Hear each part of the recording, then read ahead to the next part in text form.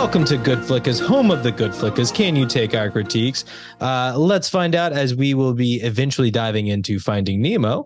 But to finish our announcement from earlier, hopefully you guys will be able to see Conan the Barbarian, our talk on that on YouTube within the next day or so. So be on the lookout for that. But moving right along, I am, of course, Matt, joined tonight by with Brian, the great white shark himself, Bruce. Ahu ahi, ahu ahi. Now I'm wishing I went with oh god, what was his name? Bloat. Now I'm wishing I went with Bloat. I was trying to go with a B for you, and I immediately go for Bruce and Bruce. And you hit me with the nice, man.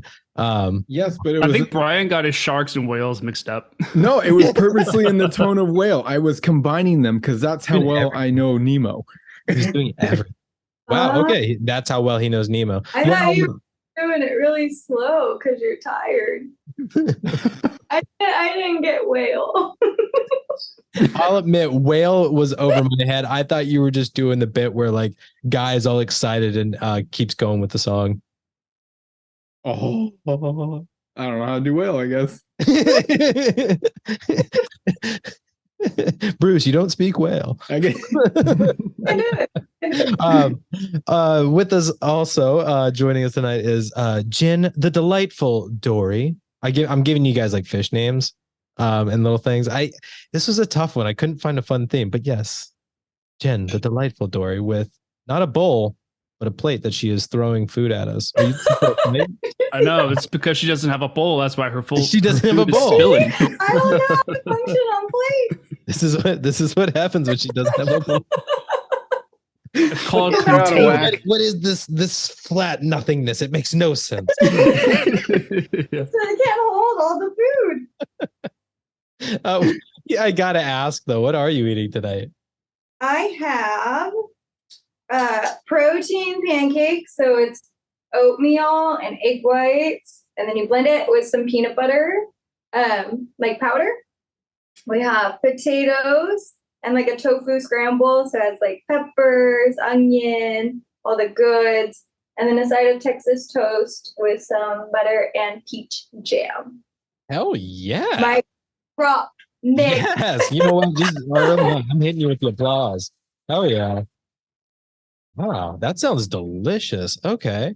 And the bearded bastard himself. I'm sorry, the bearded badass. You did it to yourself. I'm gonna keep doing it. But Nick, the annoying but funny silverfish.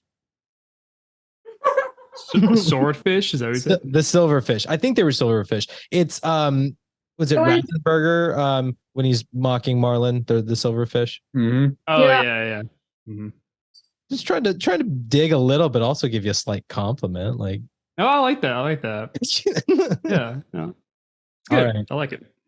Well, while we're on the subject of delicious sounding food, what's in the bowl? What's in the bowl? There, I didn't want to say it. It was there. I wanted to. Couldn't do it. Well, it's not as cool as Jen's, and it's the exact same thing I had last week. A steak salad. All right. Well, he's consistent. I'll give him that. And I can't complain about a steak salad. Those are always delicious. But all right. With introductions now out of the way, we are talking about Finding Nemo, which was Brian's pick. And as already the self-proclaimed expert on the movie, which, to be honest, will not be fighting you for. With that level of confidence with this movie and knowing myself, I'm like, nah, he's probably got me for sure. So I'm looking forward to this chat. But Brian, let us know why you picked this. All right. Well, first of all, I know we needed almost like a clean slate.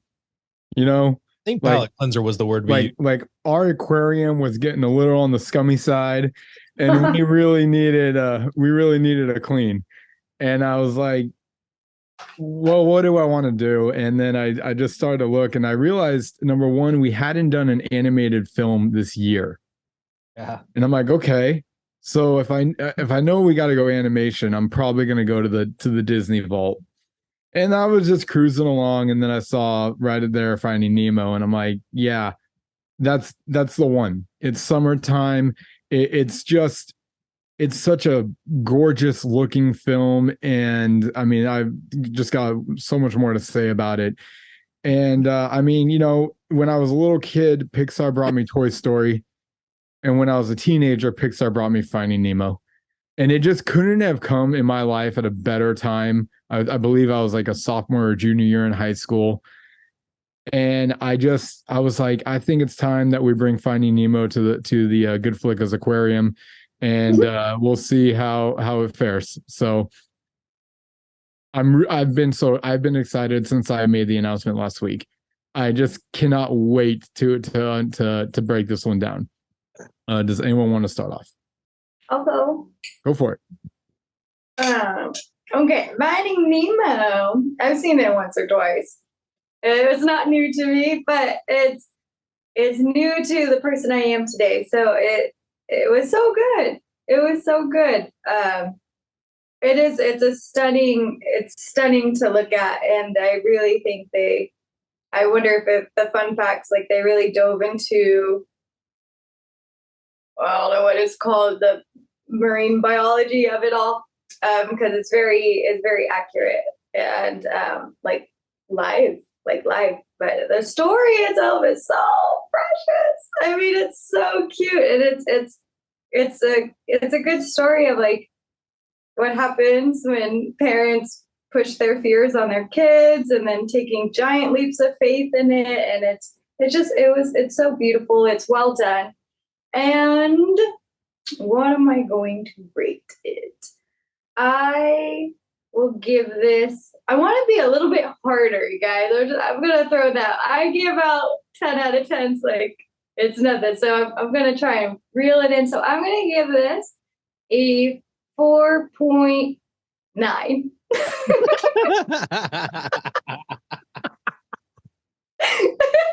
Way to reel it in, Jen. Oh God. You know what? The fact that she didn't. I think she has a couple of extra fish on her reel that's kind of bringing it down. Just keep swimming. Oh yeah. 9. All right. Since Nick is going with a mouthful, I can go second.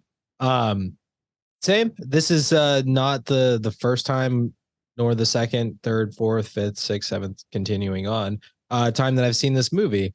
It is, however, the first time that I've realized that I was trying to find this movie and I don't own it, yet I own 2 copies of Finding Dory somehow.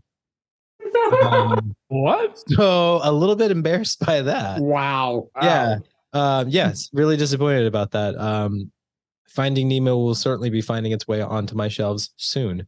But this was really enjoyable. I love watching this movie. It's been a while since I've seen it. Classic. It's Pixar at its finest.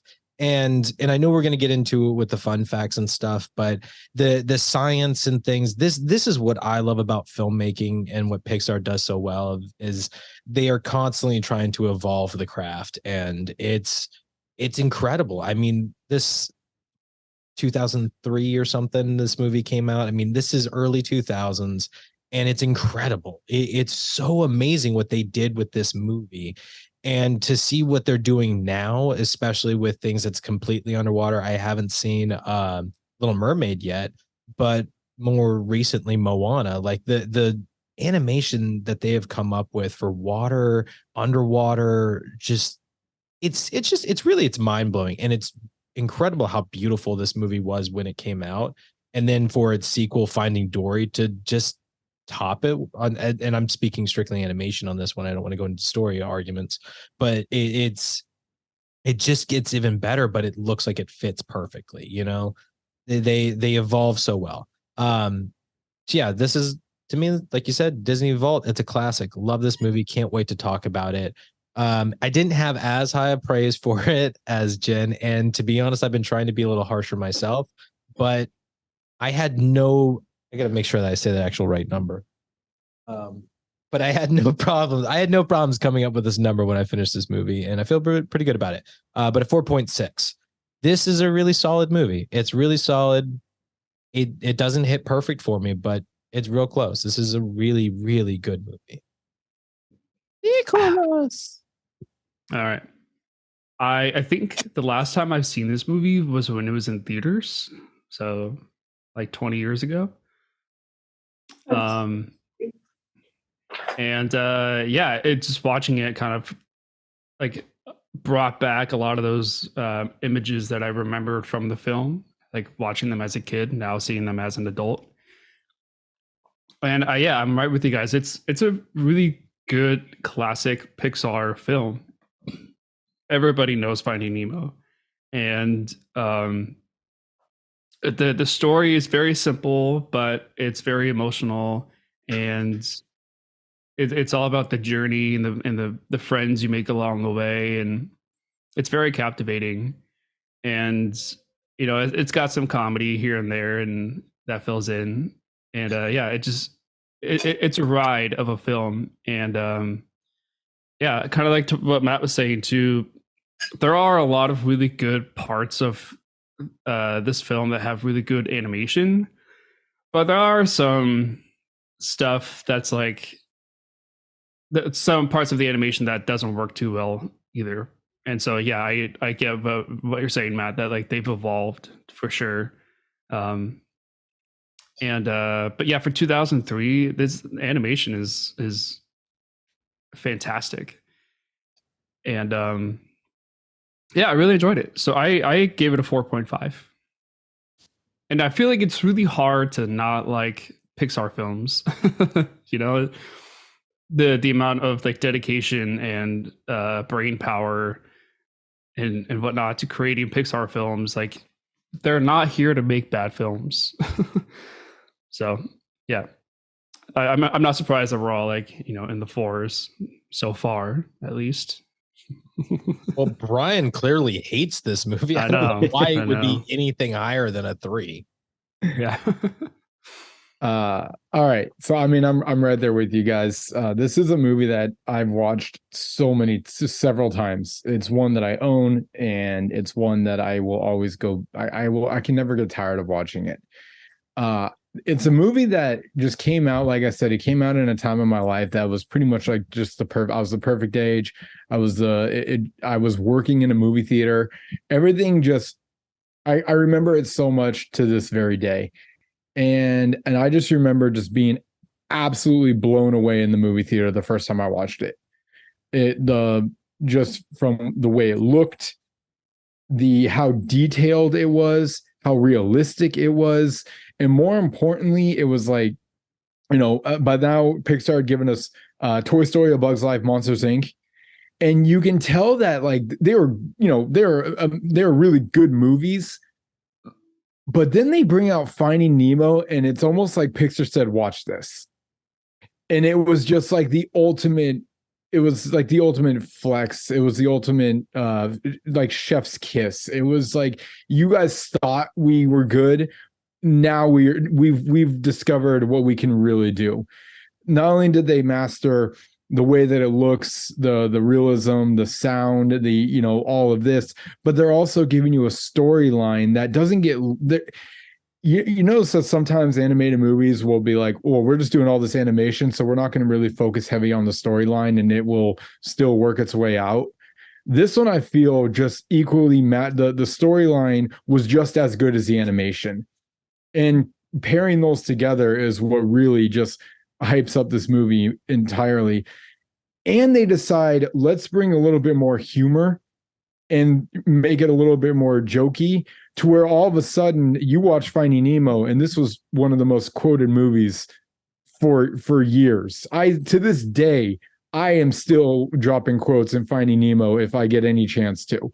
It is just like, half my scenes, I'm like, do I do a quote? Do I do a scene? I don't know. And so when we do talk about these, I highly encourage us to do scenes and quotes too, because the quotes will bring up scene topics.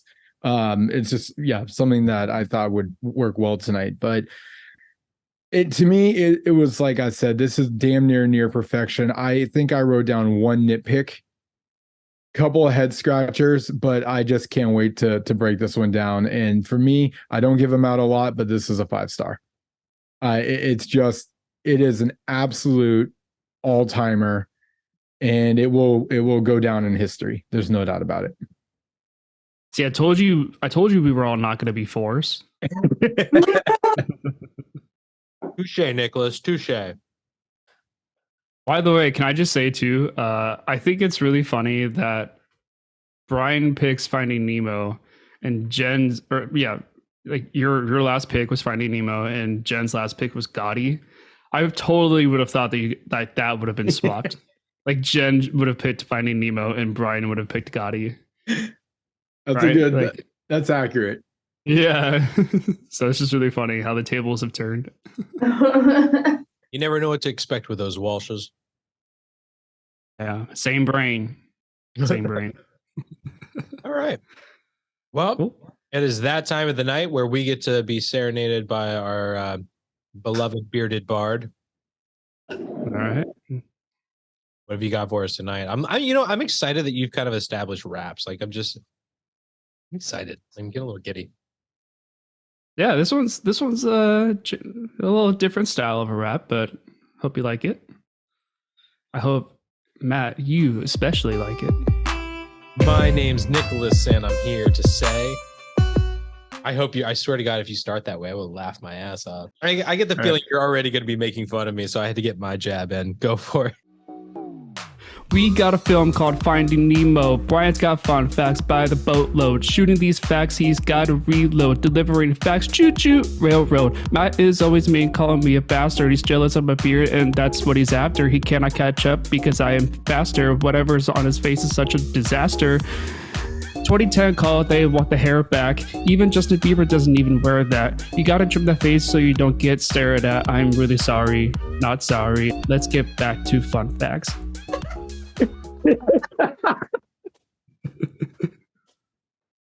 Oh my I God. step on my flow there, but you know, What a pivot, man. It was like two verses of like Brian's gonna crush it with the fun facts, and then Matt's a piece of shit. yeah. This is Brian's fun facts featuring the roast of Matt.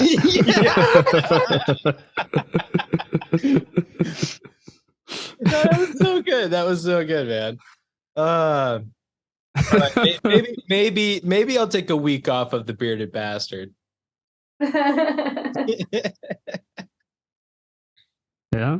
You know, I had to do it to him. Coming in with that heat, so I got to show it some respect. You got me. Oh, that was good. You came in fire over there. I did, man. Oh, that was good. All right. So Finding Nemo comes out in 2003. Director is Andrew Stanton. Also director of Wall-E. Hey. A movie called John Carter. Yeah, I haven't seen that one. And he also did the sequel, Finding Dory. So keeping it his baby. I do appreciate that, like when directors come back for sequels. I know it doesn't always happen, and it's I mean 13 years later too. Oh wow, God. Yeah, Finding Dory was 2016. Okay. See, even that seems crazy. When Nick said 20 years ago, I was like, shit, it really was 20 years. Yeah. 20 years ago. 20 years ago, Nemo came into our lives. Man. Wow. How the decades fly by. Is there a date? Is there a date when it was released? Oh, I'm sure there is. I did not look it up though. Real fast while you keep going with facts. Okay, so the ratings. GoodFlickas, we're going to give this one a 4.75, making it our number one movie this year. Obviously. So Finding Nemo just took out A League of Their Own. Wow. All right. Let's see. Letterbox. What, Matt? You had so many stinkers. You've really been trying to push back. Yeah. Letterbox gives this one a 4 out of 5 stars, and IMDb gives it an 8.2 out of 10. It also is 155 out of the top 250 highest IMDb ratings. Hey, Number one, holding strong. Holding strong. very nice. Roger Ebert, he's going to give this one a 4 out of 4. Hey, all right, all right. Your budget is 94 million. Oh, go ahead, Matt. Oh no, I just had the release date. Whenever. Oh, go for it. So it premiered in Los Angeles May 18th, 2003. Yeah, just over 20 years. Budget 94 million. Worldwide gross 941.6 million. I'd say a success. Yeah, just times your budget by 10. Like 1,000% profit. Jesus, Okay. man. You did okay. Dude, let's be real. Finding Nemo took the nation by storm. I mean, it was huge. Just huge. Freaking huge. I'm telling you, man. Oscars. Golden Globes. Oscars. You got 4 nominees and 1 Oscar win for an animated film. And then Golden Globes, 1 nominee and 0 wins. Your Oscar nominees, they were nominated for Best Writing Original Screenplay. That was the worst timing ever. Hang on, stand by. Standing by. Hanging Thank you. Are we there yet? All right, so we'll redo that one. So, Academy Awards. Your Oscars are nominated for Best Writing Original Screenplay, nominating for Best Music Original Score, nominated for Best Sound Editing, and nominated for Best Animated Feature. Where's the win, guys? I'm going to say animated feature. Yeah. Same. You guys are all winners. It was Best Animated Feature. I You, win. so What you do tried I to win? psych me out. I see. What do I win? Job well done. It's Yeah. a new car. Yep. Generously provided by the taxpayers of Whoville. A 2003 Toyota Corolla. All right. So Guys. Stanton pitched his idea in 1 hour. He did a 1 hour pitch to I guess you can call him the CEO of PIXAR. And after the 1 hour, the CEO said, "You had me at fish." But apparently he just really loved, I mean, I guess Stanton like went all out, detailed what it's going to look like, what some of the voices are going to sound like, just everything. And he's just like, "Oh, I'm just going to let him keep telling me." You say like it an hour. I'm like, man, that kind of took him a while to sell this movie. No, it was more of like he was already wanted to in, hear but he was more. just enjoying it so much. He's like, I mean, Just one of those things. Tell when me someone's on stage, just let him go, right? Tell me more. Tell me more. So in case you didn't know, Stanton, the director, was the voice of Crush. And he did his recordings while laying on his couch in his office. Nice. Accurate. Yeah. Nice. All right. So we already talked about how good Pixar is. Apparently, when they were animating this film, they made the water look so realistic that they had to actually go back to make it look fake because they didn't want viewers to think that they used video of real ocean in the movie. Because Wow. that's how real it looked. Yep. Crazy. That is unbelievable. We made it. We were too good, guys. We need to just Disney this up just a bit here. That's what's so crazy, right? It's like these guys, it's incredible what they do. It truly is. They created the math, everything that goes into what this animation is, right? And they did such a good job of it, of figuring it all out. They're like, "Ooh, we did too good a job. Let's downgrade this a little bit. Let's make it feel animated again." Let's tweak a few calculations there. Yeah. Well, and Let's it's, rub off some of that Disney polish that we put on. exactly, but it's incredible what they do because they're still developing stuff when it comes to water, like water animations. Like they were that good before. Now they're perfecting it. It's like, holy shit. Yeah, seriously. All right, I've got a lot of did you notice this? This is the first one. Did you notice that the dentist diploma was from PIXAR University School of Dentistry? I didn't even notice any diploma whatsoever. Yes, that's one that I've seen before. All right, so how big was Finding Nemo, you ask? It was the first animated film to beat Lion King's gross. Oh, you took out Elton? It took down the king. Sir Elton? Wow. Actually, wow. No one had beat the Lion King's gross in animated for animated movies until and that's including freaking Toy Story. Is that like 5 or 6 years? When did Lion King come out? It was like 93, right? Was it that long? Was it 94 I think it's 93, 90. or 5? 94. I'm saying 93 because 95 was 94.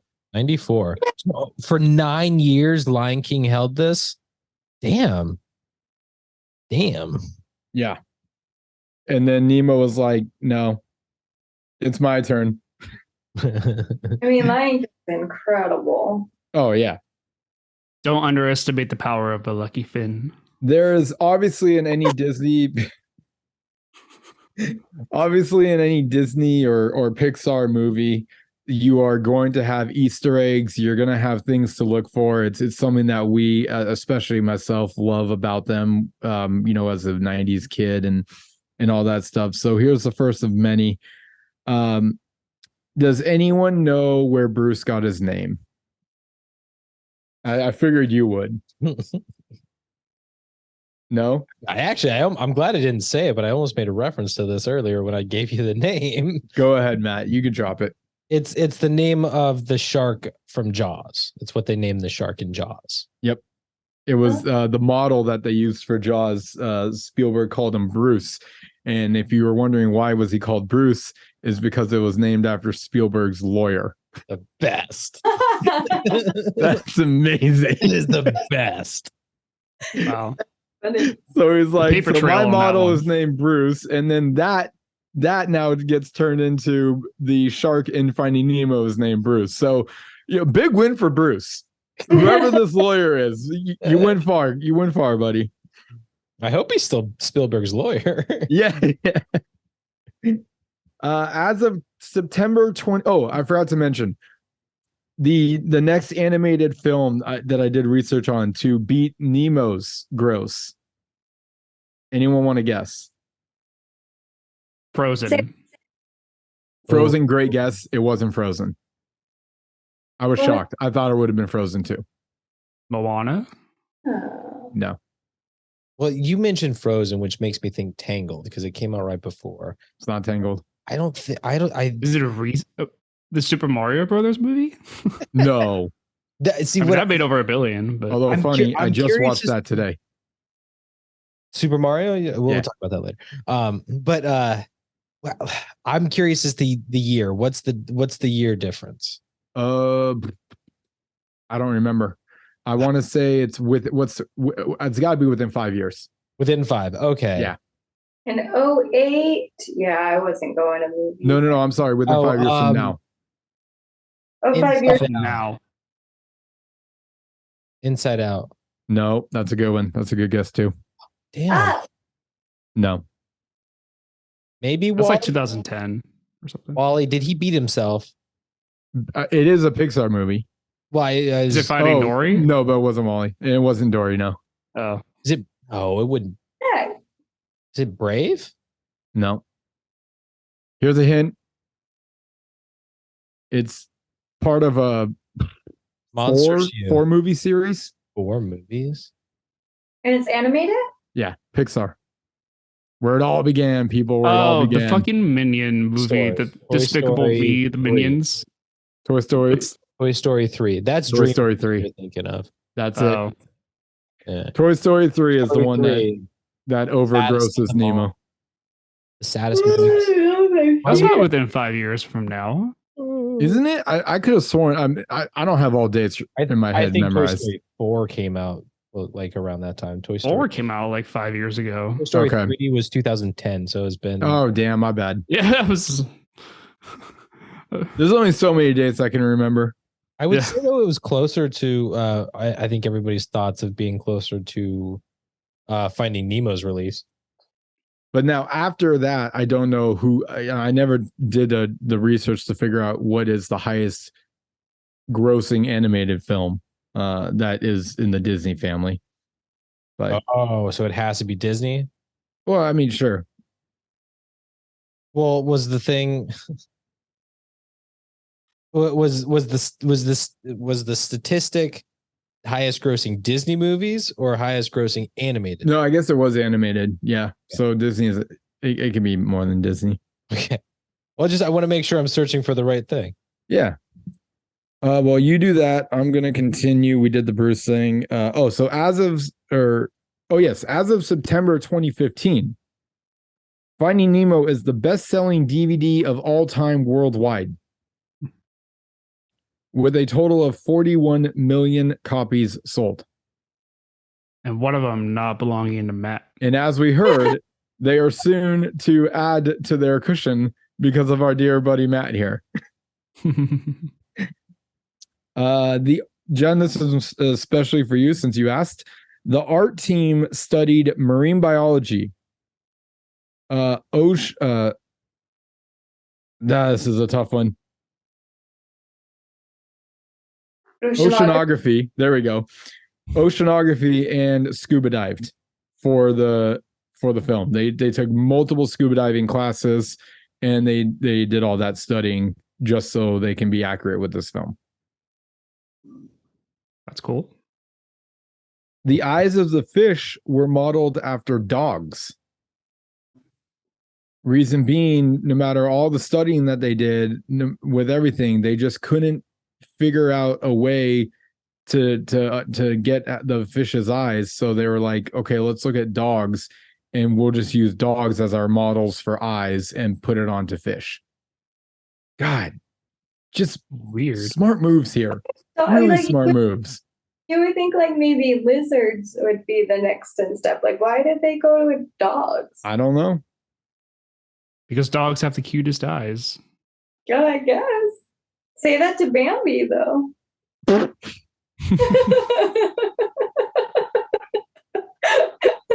Go Yo, ahead, Matt. Bambi, you got cuter eyes than a dog.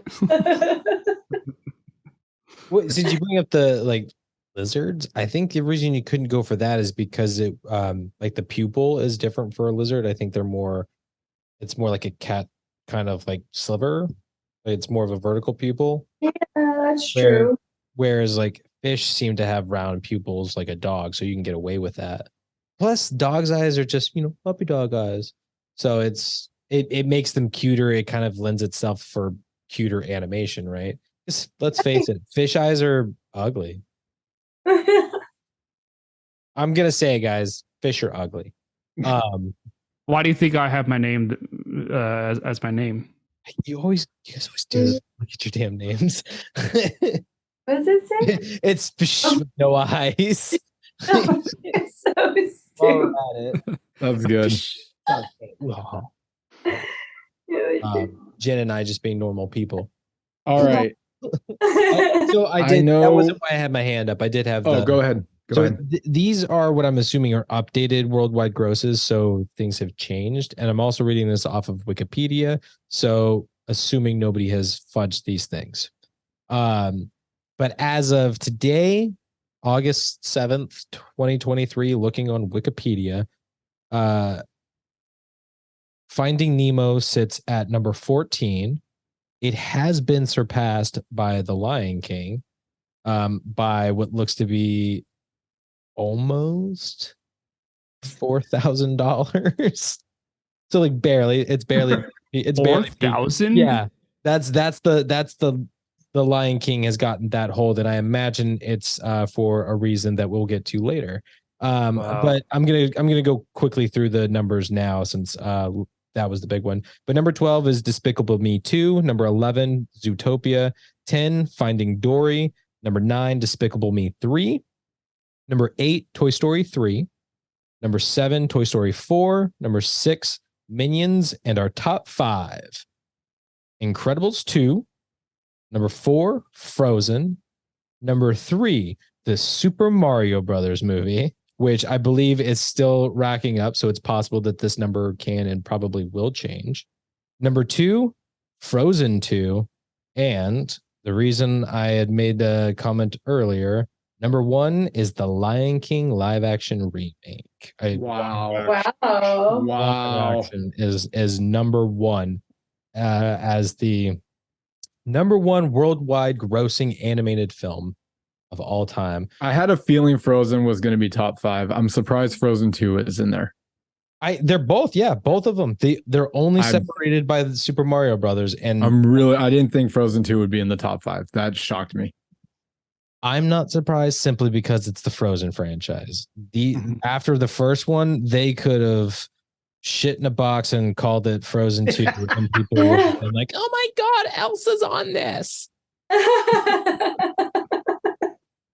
Not to say I love your kid impression. I'm going. Well, it was, in impression. That's it. I don't want to give it labels, but and not to say that these aren't like they're the movies are fine. I'm not trying to like shit on them or anything. But I really don't think that Frozen 2 was that great of a movie. Not that it was that bad, but it wasn't that great. Frozen, for that matter, was not that great. What did you say the number 1 movie was? Tangled is superior. It's the Lion King remake. Like the live action or the live action? Yes. Oh. It's interesting. It's if you think of like different generations, we all had our generational movie that all was brought to us from Pixar. Mm-hmm. And I think we just said the 3 of them. The first is Toy Story, and that's for anyone born in 80s. Like me, I was 87 and Toy Story came out, and I was just like that.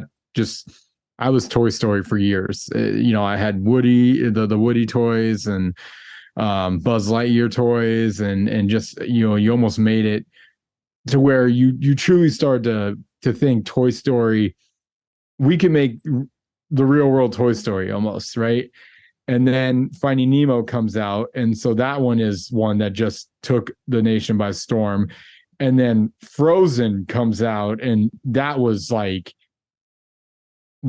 pretty much like an epidemic. It was unbelievable what Frozen did to the United States, and probably even the world. So it's just really interesting that, and again, it's like you have these different Pixar movies that I think, depending on when you're born, is the one that you're really going to hold on to.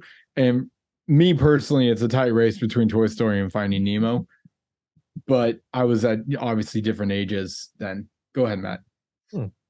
I don't have any arguments against what you're saying. But like I just have my last complaint about Frozen, and then I will shut up. My issue with like the hype around Frozen was that everybody loves this movie. It's amazing. It's amazing. It's amazing. But ultimately, all Frozen really was one song. Yeah, it was one song, and that's what skyrocketed that movie into freaking pandemic, whatever you call it, epidemic. It was the worst. It was the epidemic. Yeah, it was one song. It wasn't the movie. It was one song. A beautiful song. Idina Menzel, you're incredible, and I love you, girl. But that was it. It was one song. All right. Oh shit! I just realized I was making a Rent reference. Call back. Obviously, we always talk about the beginning, so I'm not going to say too much here. But there was an original script, and in it, the Barracuda was supposed to be revealed in flashbacks. The But- Barracuda? It ate Coral and the Bibis. Yeah. Oh. The second saddest star to a Pixar movie. So obviously, yeah, the save all comments because that's a Matt's corner type deal. But what they found out or what they discovered is by doing it that way, they realized that Marlin was way too nervous and way too helicopter, if you will. And they're like, yeah, we gotta let the viewers see the full story up front. Otherwise, this just wasn't making any sense. So that's where they went with that. A good call. After this movie, demand for clownfish as pets skyrocketed. Of course. To the point where it actually caused environmental issues. Like I forgot one of the areas, I don't remember, I didn't write all this down, but one of the areas had a 75% decrease in their clownfish practically overnight. And they're like, guys, calm down, start making stuffed animals. Like things have got to come to a change here. Oh my god. So basically Finding Nemo almost broke the ecosystem. Classic humans, always overfishing. Classic. Dory was originally male until Stanton was watching the Ellen DeGeneres show. Notice that there are times where she would be talking about topics and then switch to another topic without even finishing the other topic. And he's like, wait a sec. I think I've got my Dory. And all of a sudden the script was entirely rewritten. With Dory's speech or dialogue was entirely rewritten with Ellen DeGeneres as the part. I had no idea about that one. A male Dory. I wonder who would have played that part. Yeah, it's a good one. Especially around 2003. Who's big at that time? I don't know. I wonder if they would have changed the name or if they would have kept it Dory. Oh yeah, Darren. I don't know. All right, here's another. Did you notice there were 3 horror movie references? There's Brucey. That's one of them from where? The Shining. Yep. Okay. That's from The Shining. That's one reference. There's it's when Darla. The slasher music. Yeah, it's like Psycho. Jason, right? Psycho. Like Friday the 13th. Psycho. Psycho. Oh, Norman Psycho. Bates. Yeah. The Bates. That's how crazy Darla is. We're comparing her to Norman Bates. So biggie. She is the worst. All right. Third one though. Third one.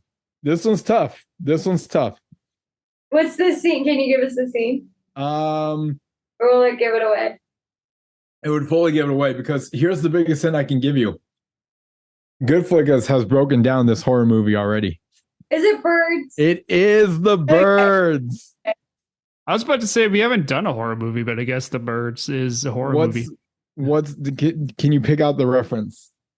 I guess it would have to be when the bird is terrorizing like inside the dentist's office. But maybe the seagull's beaks going through the sail. That's what I was thinking. It's around that area. Yeah, pretty close to, yes. Oh, is it the scene where the two fish are on the dock, and then all the birds start flying down and they start surrounding Dory and Marlin, and when they're out of water? There you go. Yeah, it's when Nigel goes to basically save them, and he says, "If you want to live, get in my beak." And you see the birds are slowly, the amount of them are slowly increasing, and they're not saying any. Well, they're obviously not saying anything, but they're not squawking. They're just staring at them, but their numbers are increasing. Kind of like the crows on the playground. Yeah. So good. Yeah. So good. That's a good one because it's subtle enough that like I'd never thought of it that way, but it's clear. It's clear. Yes. The other ones were pretty obvious. And then I remember reading something about a possible boat name that they wanted to use, but they never could. And it was the actress of the birds. Is it Hepburn? No, that's a Oh, was it like That's a- Helga? that's a drug, Brian. That's We're thinking Hepburn. God, yes. Is that it? Tiffy Hedren. who? Hedra. Hedren. Hedron. Hedra. I Yeah. believe they were gonna call it like the tipping hedron Okay. for a boat name as another reference, but they never got to it. Up until now, Randy Newman was the composer for the scores for Toy Pixar. Story, A Bug's Life, and Monsters Inc. He did not compose Finding Nemo. But they didn't have to look far because his brother Thomas Newman was the composer for Finding Nemo. So the first 4 Pixar movies, all composed by a Newman. Wow, guys. Wow. Way to expand your horizon. I mean, you can't say that the music isn't good. No, I do appreciate though that it doesn't sound like Randy Newman. Because you hear when you hear Toy Story, when you hear Monsters Inc., like although they're very different movies, they have a similar sound. Right. And it's not a bad thing. It fits those movies. But I'm glad that they did shy away from like continuing to do like, yeah, this is what we look like and this is what we sound like. It's like, no, keep growing. Everything should keep evolving. And they've done such a beautiful job of that. The turtles were on the EAC to go surfing in Hawaii, as all turtles do. Well, duh. There's a possible scene that could have happened that obviously didn't. But there was talk or, design of having the sharks playing volleyball using the sea mines. Where would that fit? I don't know, but I kind of wish we had it. Like, and I hope they made it. I hope they would have gone like Top Gun. Like kind of reference it to Top Gun style. I'm just trying to figure out why they would want to do that because it'd have to be like how they realized, oh yeah, don't pop those balloons. That'd be real bad. Yeah, like maybe like I a have to flashback imagine- or something. Yeah. I have to imagine that's why, like, that's how they figured out. I'm like, oh yeah, those things explode and it's really, really bad. Yeah. It would almost have to be like a dud sea mine that's used for the volleyball, because those things explode on just like the tiniest contact. If they'd never hit the pins, they're fine.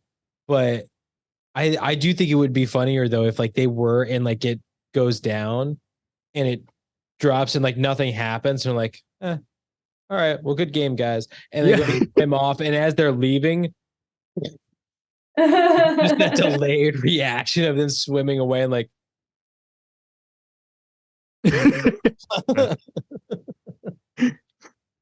All right. Another did you notice? We all know Pixar loves to drop A113. Did anyone find it? A what?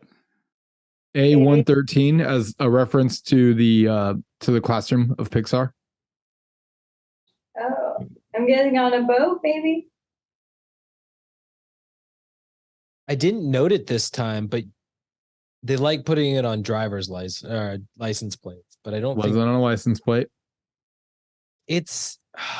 You guys got. I'll give you 2 more guesses.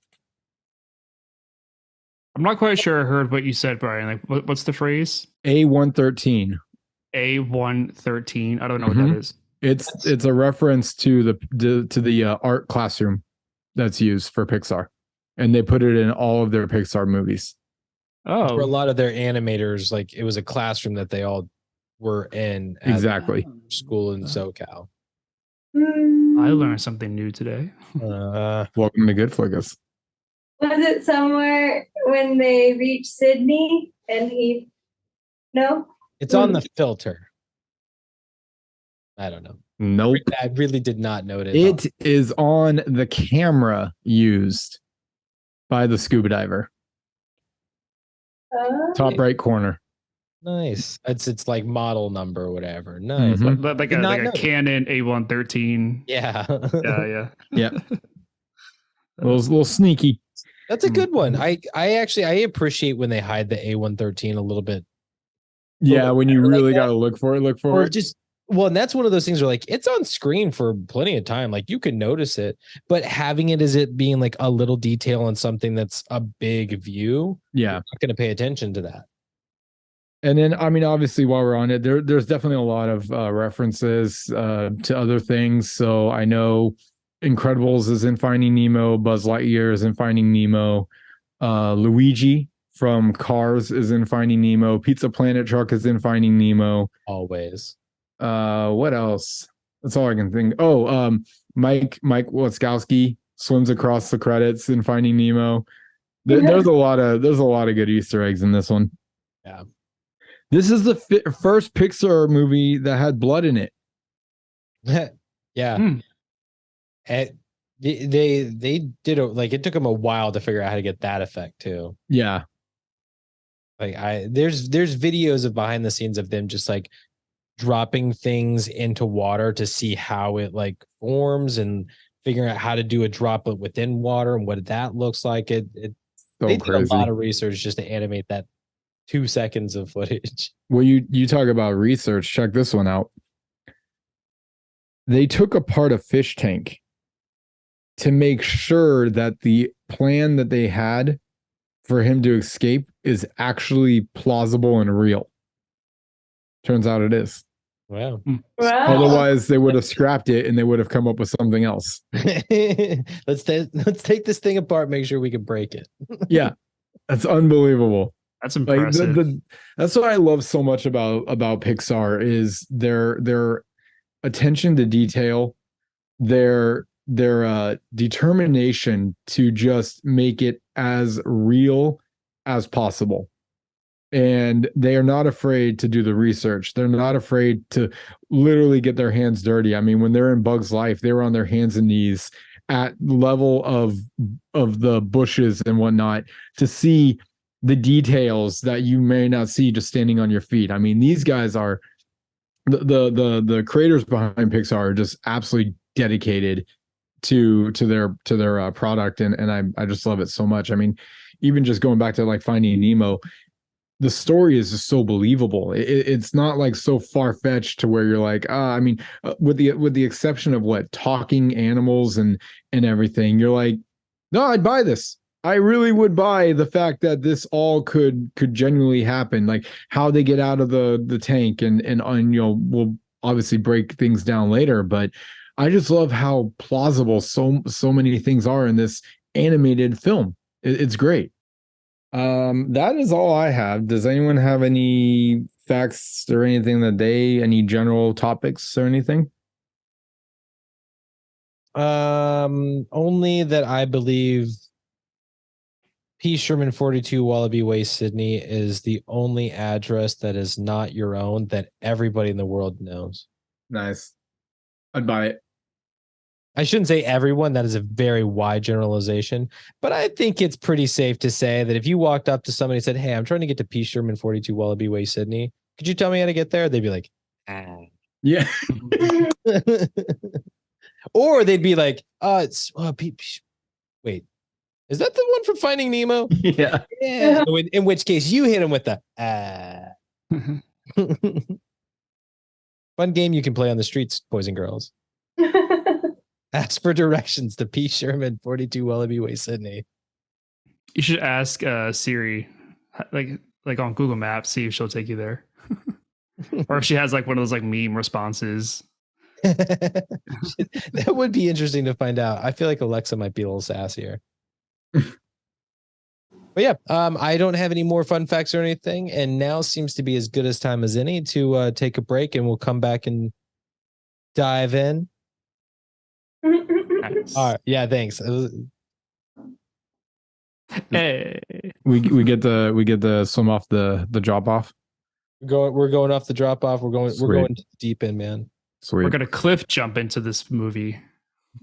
I want to say the quote, but I'm going to hold off until we get to the scene because I freaking love it. But yes. All right. Well, let's go ahead and take a break. We'll be back in 5.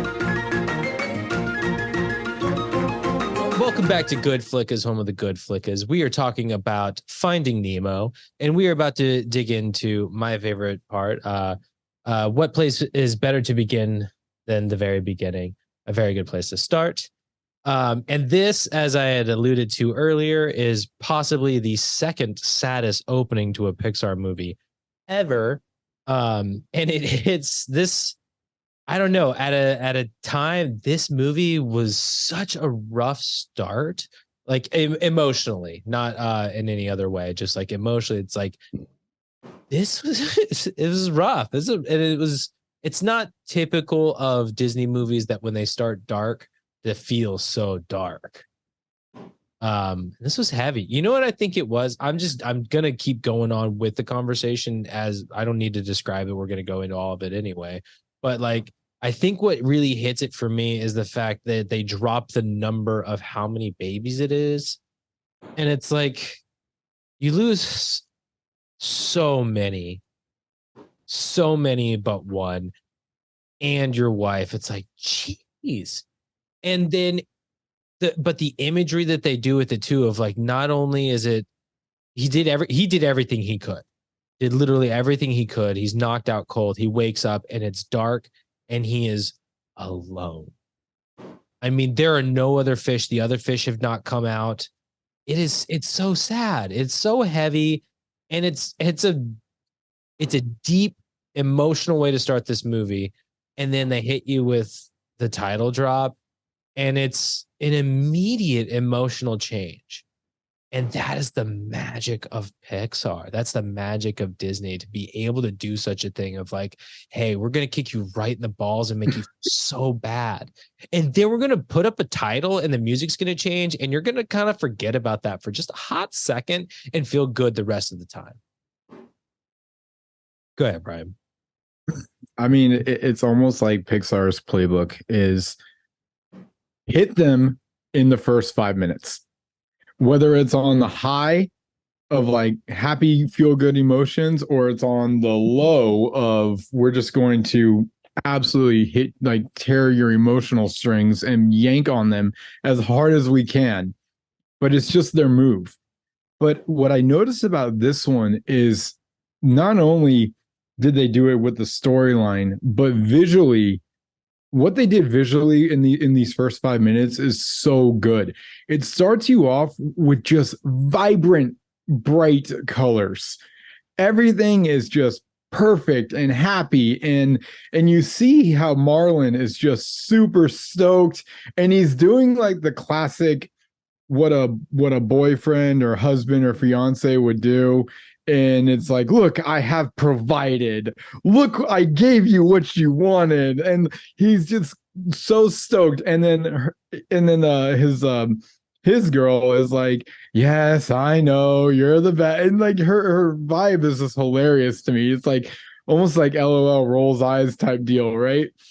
Like, calm down. You just got us the place. All right. Just pump the brakes a little bit here, buddy. And everything's cool. And then all of a sudden the Barracuda moment happens. And once that happens, Pixar changes the color on you to where not only are you dealing with what he went through, but it is dark and gloomy. And he goes into this like empty cave, showing his empty emotions type deal. And I'm like, Pixar, you're just, I mean, batting 1,000 right off the bat. It's really good with how they transition. And then, like you said, the title drop, and now we're back to big, vibrant colors again. And I'm just like, God, what are you doing to me? Go ahead, Matt. Well, it's so interesting to think that you had mentioned that they didn't initially have it planned to do the Barracuda bit. Like, it was going to be told mostly through flashbacks. And I'm trying to figure out how they were starting the movie initially. And it's like, obviously they made the right choice. Like they realized like, yeah, this is not working. And they fixed the problem. But it makes me wonder what it would have been like of like, how would you introduce us to Marlin and Nemo? Does it just start with them waking up and him doing the whole like, okay, we're in, we're out, and we're in, like we're just right off the bat, he's neurotic and there's no real context to it, but it's just like, okay, I get it, Dad. Like, yeah, we're gonna be safe. Like that. I feel like that paints Nemo as kind of like an annoying child, you know? Right. If that's the start, it's just like he's just annoyed with his dad. It's like, God, he's so stupid. Like, whatever. Like, rather than having the context, which I'm sure Marlon has explained to his son of like what happened to mom, like it's that changes Nemo entirely. And I think it could have potentially made him a less likable character.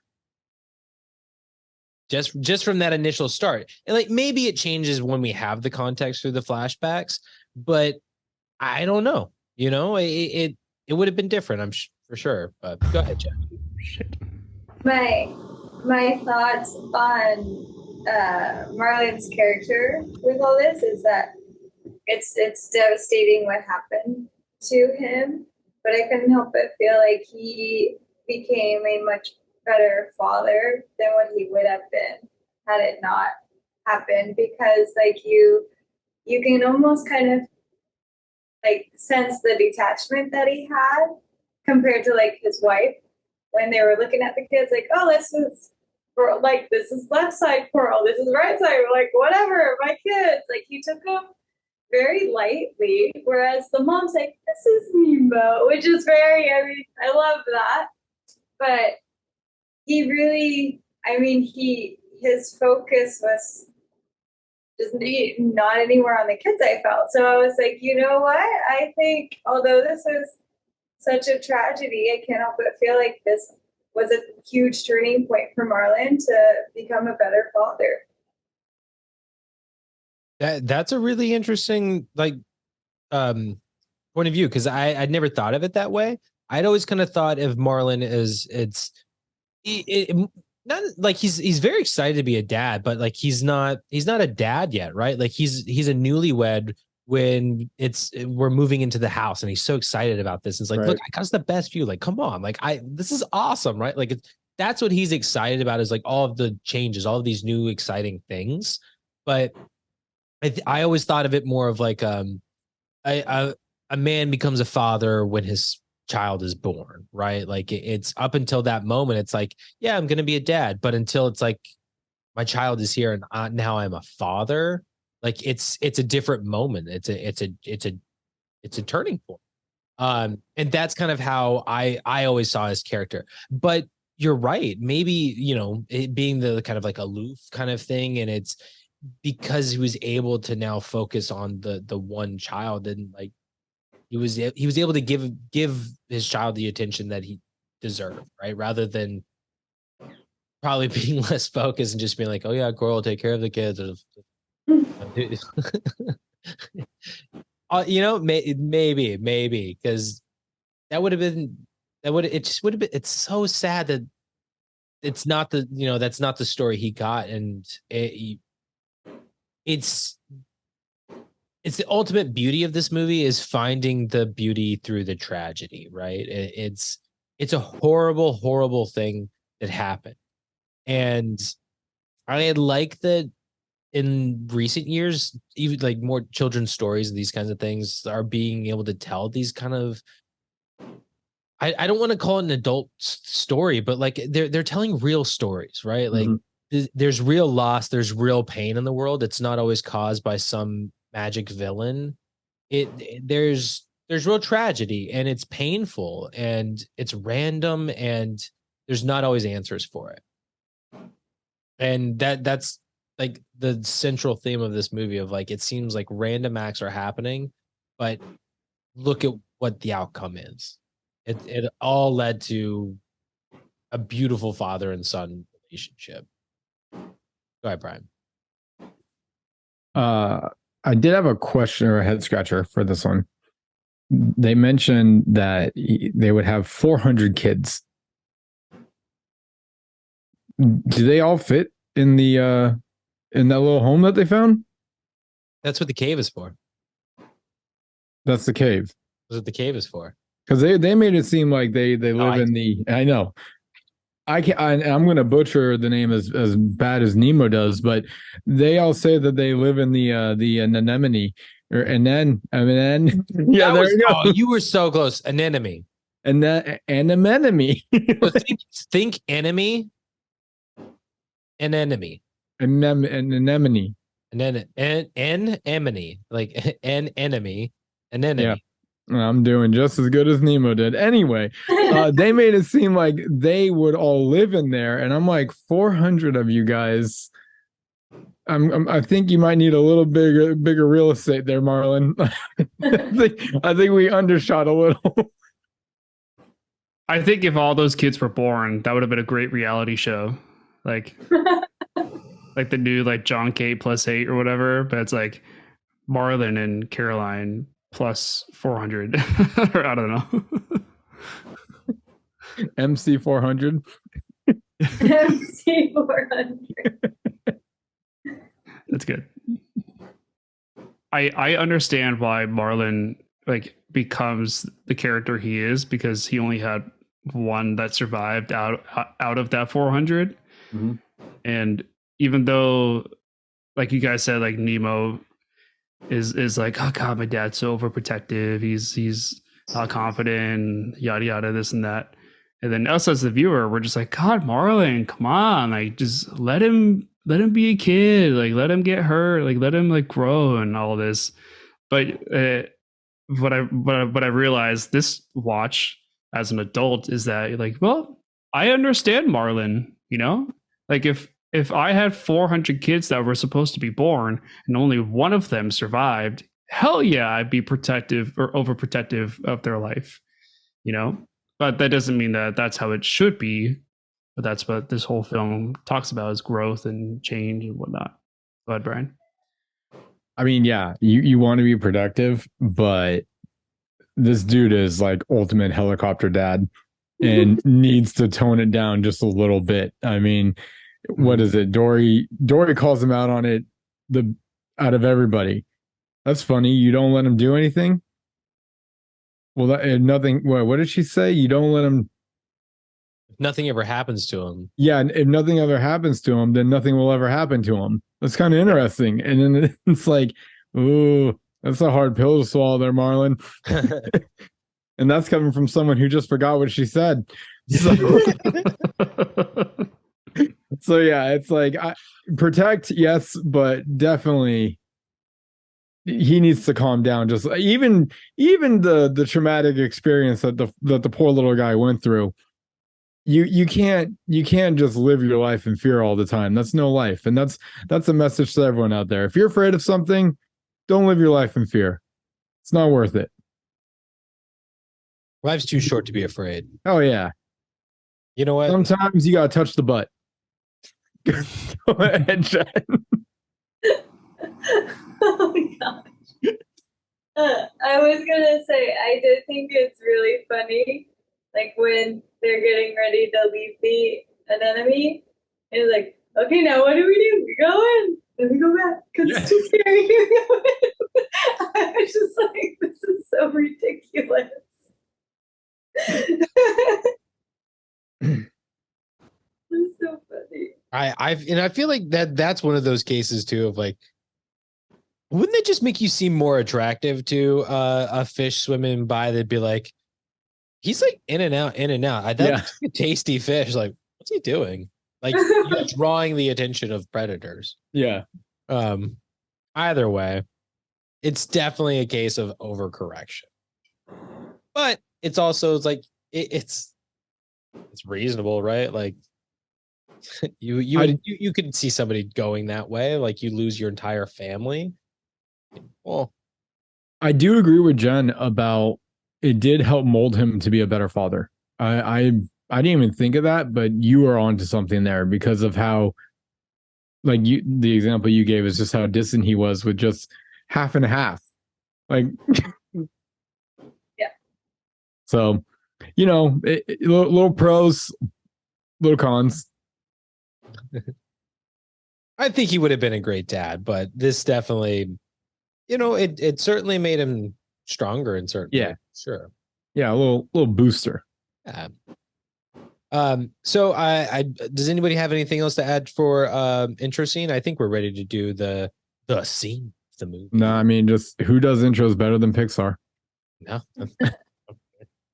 I'll say I really love the title drop in this movie compared to the last movie.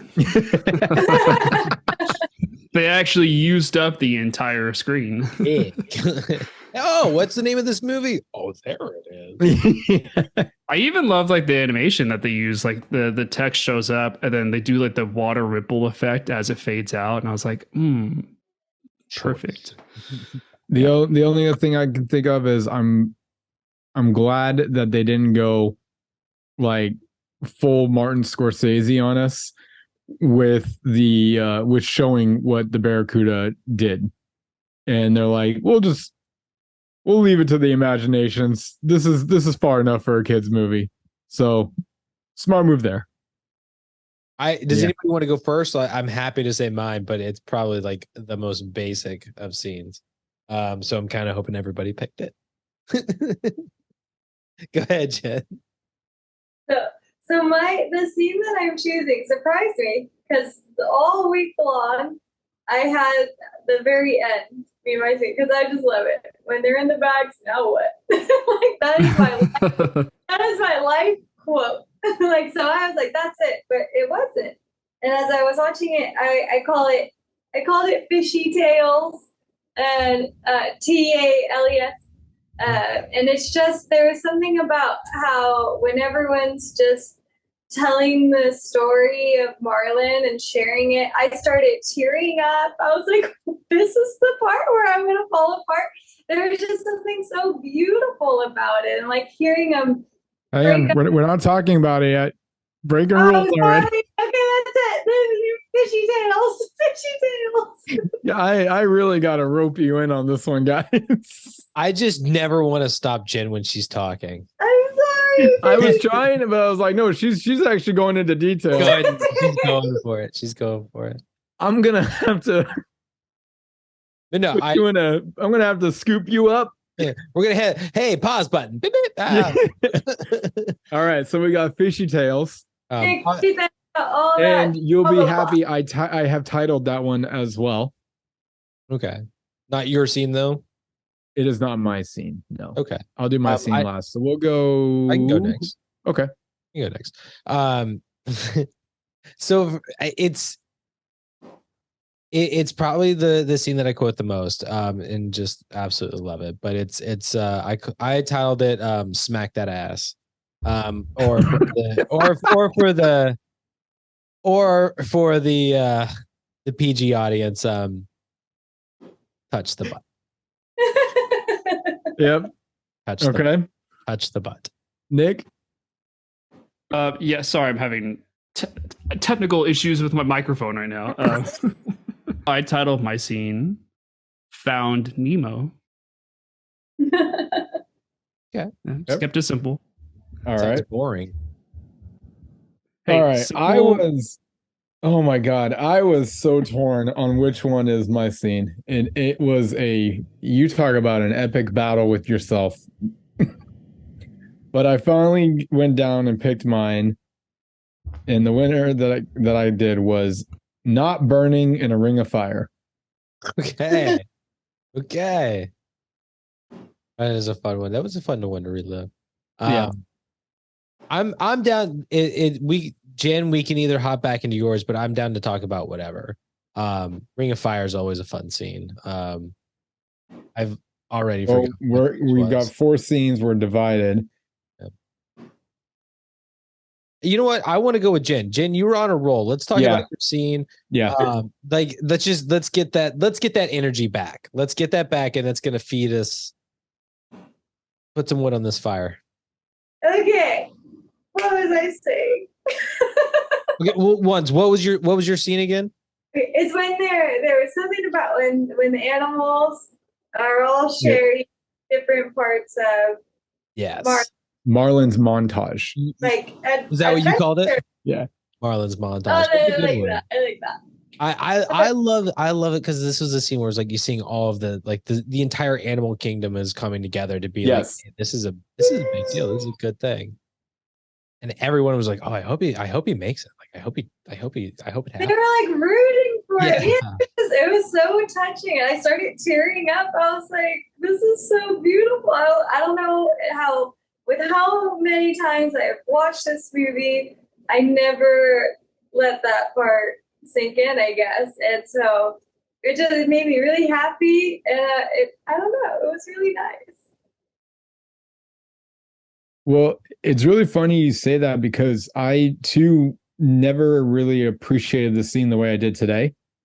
And I'm like, this is just it was just so well done. It's like this is the story of a father who is just, fighting desperately to find his son. And somehow we need to make it from the bottom of the ocean to the ears or whatever gills or however they hear apparently. Jury's not out on that. Anyway, to a dentist office that's in Australia. And the way they do it is brilliant. It is absolutely brilliant. They're like, okay, so first they're on the EAC and the turtles are hearing it and Dory's hearing it for the first time, which just cracks. Oh, this is gonna be a good one. You've lived it. And so the turtles then go to here and then they go to somewhere else. And then all of a sudden, you've got the dolphins crack me up because it's like part of the story underwater, part of the story underwater. But it's enough to where the pelicans are hearing it as they're flying over the dolphins. It's just brilliant. And what I love most about this, have you guys ever tried telling a story to multiple people? And let's just say if I started the story, I guarantee you the story I started is not the story that the very last person hears. It's just details are added or missed or forgot, and then all of a sudden, like everything just goes cattywampus. However, this one, the story stayed exactly the same the entire time. The whole, like Jen, you said, the whole ocean life was just pro Marlin getting to his son, and it was just so well done. Yeah, I think like the beauty of how crazy his story is why there's no need to exaggerate it. Yeah. Right? It's like this is a clownfish. 3 sharks, like, okay, one shark, 3 sharks, and he blew them up. Like, Yeah. Like, and it's all facts. Like, it's absolutely insane. And he swims down and he deals with this fish. Like, yeah, that happened too. Like, I mean, it's that crazy of a story. There's no reason to inflate it, and it maintains throughout, right? Like, Yeah. I love because I never really paid attention to it until today. But when Nigel is relaying it to Nemo, he says the entire story. Like it drops his audio out so that you can focus on Nemo. Like it fades it down, but you can still hear him talking the entire time. Mm-hmm. It never cuts out. It never stops. He says the entire story, start to finish, within that time frame. And it's like, yeah, that's all it. It's all right there. That's exactly what happened. I mean, like it's in its shortest form, but that's all true. And it's such a beautiful scene. So cool. Love it. And it still makes me laugh with the dolphins. But I love that it's all manner of animal, right? Like land and sea. It's mostly sea, obviously, but we got the birds. And of course they do the dolphins at sunset. Just so good. Those freaking dolphins though, like I didn't think about it. I was like, why are they only talking above water? Like, obviously, they're dolphins, they breathe air, but it's like they can be underwater, and I would imagine they can still talk because they can still make noise. So it's like that's a weird thing. And I was curious if they were maybe telling the story not only to the other dolphin, but so that they could hear. Like, so it was telling it to them as well. Mm-hmm. And it's hilarious because I think of the reality of it, of like telling this story. It's this beautiful moment from any other, like a human's perspective of like, oh, wow, it's beautiful. These birds, there's 2 of them. Oh my God, there's 2 dolphins. They're jumping and like, oh my God. And it's singing like they're hearing the, like every time, like that's what it's hearing. I mean, so like even the reality of it is like, it's hilarious and still a beautiful moment. Like, it's so silly. It's so silly, but it made me love the scene even more thinking of it that way. Go ahead, Nick. There's a game we used to play in like elementary school where you would sit in a circle and somebody would start with the story and they would whisper it to that person's ear, and then that person would whisper it to the next person's ear, and you would go all the way around Telephone. to the very Yeah, last telephone. person, Yeah. and then the last person would tell the story to see if anything changed. They in this movie, that scene, they successfully played the game to where the story never changed. I think it's called Telephone. Telephone, yeah. Telephone, is that it? Yep. Yeah. And the story would always be different when I got to the end. I hated playing that game because somebody always just changed it to change it. And it wasn't even like, oh, they're going to change it in a funny way. It's like, no, they just changed it so abruptly. Yeah. And it's like, okay, so what was this supposed to be? The rain in Spain falls mainly in the plain. Yeah, now it just says, I fart and you smell. Like, like how? How do we go from that to that? Like, who's the asshole of this game that just like like the words don't even sound the same. Exactly. To get lost in translation. Yeah. Exactly. If you're gonna change it that way to be funny, like make it clever, but like to just go so left fin, like no. Yeah. I hated that game. Hated that game. Yeah. But this scene just reminded me of that game. Like, oh wow, they successfully played the game. And you see what happens? A father rescues his son. Yeah. So don't be the asshole and ruin the game. All right. Well, on that note, let's change scenes. Who wants to talk about theirs? I'll be honest, like Nick's was so vague of just like found Nemo. I imagine it's like it's when they literally find Nemo. Well, it's a play on the title of the movie. I get it's it, but it's like Finding Nemo. It's Found Nemo. It's just such a boring scene. I'm a simple man, man. This is a movie with so many great scenes, and it's just like the finding of Nemo. It's like, yeah, there's a reason it's the fucking end. This is like, it's boring. It's like we knew this was coming. Well, it's the build up, right? It's Founded Nemo. What? Founded Nemo. Finded Nemo. Finded, yeah. Well, and I would say all that better like titles. I would say that this scene would start from even when Marlin is trying to tell Dory that he doesn't want her helping anymore.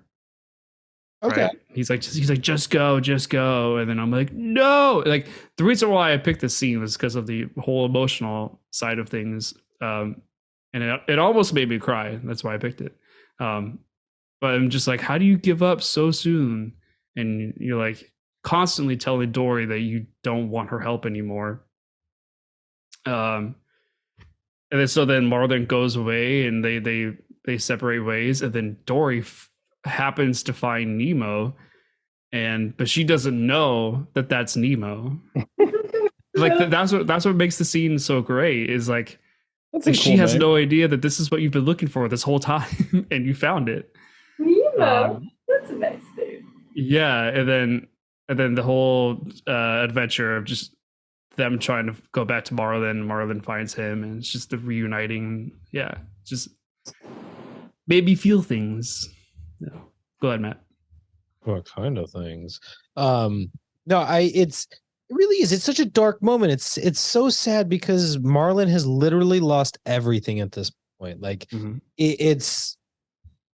he's so depressed. Like it's not even that it's not that he doesn't want to be around Dory, doesn't want Dory around. It's just he's like, I have nothing left. Yeah. I crossed the ocean. I've fought sharks. I got swallowed by a whale. I got swallowed by a bird. I've been through so much, and I got to him and I was too late. I've lost everything. That man was in so deep a depression in that moment, and it's devastating because he's not really expressing the sadness. Dory is. And you can see her heart is breaking because she knows, like, I'm going to forget this and I don't want to forget. She says it. It's devastating to see her scared. to see how sad and devastated she is. Like everybody is feeling pain in this moment. But what's great is you get the first fake out, and it's so good because it solidifies. Not once has Dory gotten Nemo's name right throughout this entire movie, but the second that they're like Nemo, you're like, and she's like, it's a nice name. Like she's like, it's like they lead in. It's like, oh, is this gonna be it? It's like, oh, that's a. So for it to be like that magical moment of when she's Sydney, and that's the montage I love of it, like it all flashing back of like their entire adventures. Like, oh my god, I remember everything, and just her energy, how they did all of that. Like that's one of my favorite moments. So yes, for this to be part of the massive scene that it kind of is, well, and getting them back to each other, that is one of my favorite moments. Yeah, and even Dory says she says she remembers things when she's around Marlin. Like that's the impact that Marlin had on her. Yeah, that she can remember things longer now. And yeah, go ahead, Brian. The other thing that I like in that scene is, again, Pixar kind of playing with our emotions, where it's like a sad scene, but then Nemo is found by Dory, and now they have to find Marlin because Marlin doesn't know that Nemo's still alive, and they have the crab scene, which is just so good. I love it. Like, I'm not telling you, there's nothing you can do about it, and Dory just goes fin up, and you just see mine in the back. I'll talk. He's like, I'll tell anything. That is great. I love that. Yeah, it's like their way of that's how they do torture in the ocean. Apparently, it's like reverse waterboarding. I even love like the crab's little like why yada, you know, when they're like about to fight her. Yeah. Yeah. So and then Matt, you mentioned it, but can you guys think of? I tried to think of all the names she called Nemo. I remember Bingo, Chico, Fabio, Elmo. I'm blanking on any others. I think that might be it, but I don't know. If we missed any, let us know. Yeah, I'm curious. Hit us up in the comments with all of the names that she says. Yeah, I think we got quite a few. I honestly, I don't think she is trying to say his name too many times, other than the first time, and then when she's talking to the silverfish. Bingo that's the one that cracks me up every time. I don't know. We're looking for a son, Bingo, Nemo. You know, that's fair, because Fabio is the one that sticks with me. But that moment where Marlin just Nemo, happened so many times. He's like, stop getting it wrong. It's like it's Nemo. It's like Dory, you're nowhere near a bingo. You're near blackout bingo if we're going for names that aren't my son. Crushing it. Oh man. All right. Let's switch to not burning in a ring of fire. Oh man, this scene. It's too good. From start to finish, if you're not entertained, you're dead inside. I don't know what's wrong with you. It is so funny to me. Like, I just love it. First of all, the mood lighting that Pixar went with this is solid. It's like that red fiery glow, and you could tell that the dentist's office is closed, and you have to keep reminding yourself that these guys are in an aquarium in a dentist's office. But it seems like they're like in like the tropics of Hawaii at this point. It's so funny. My favorite part of that is the little crab going, woo! Yes, exactly. And you got the starfish saying, "Isn't there another way? He's just a boy." and they call the freaking mountain Mount Wanahakalugi. They give him shark bait. Ooh-ha-ha. This movie is dialed up so much on this scene. It's amazing. And what is he doing? He's simply swimming through bubbles. And then the bubble guy gets all excited too. Yeah. I love it. It's just the one scene that I just can't help but think of every time I hear Finding Nemo. I think this especially when the movie came out, I think this was one of the most quoted scenes. Like I remember laughing with my friends quoting a shark bait. Yes. And like I'm in wah, like Yeah. doing that, like all that, like yeah, like all of it. Like I remember doing all that. And like there was no context for it. It's just somebody would start it and like we're laughing. Yeah. It's such a good scene. And I love it. Still makes me laugh to this day of like the ring of fire. Yeah. Dead silence. You said you could do it.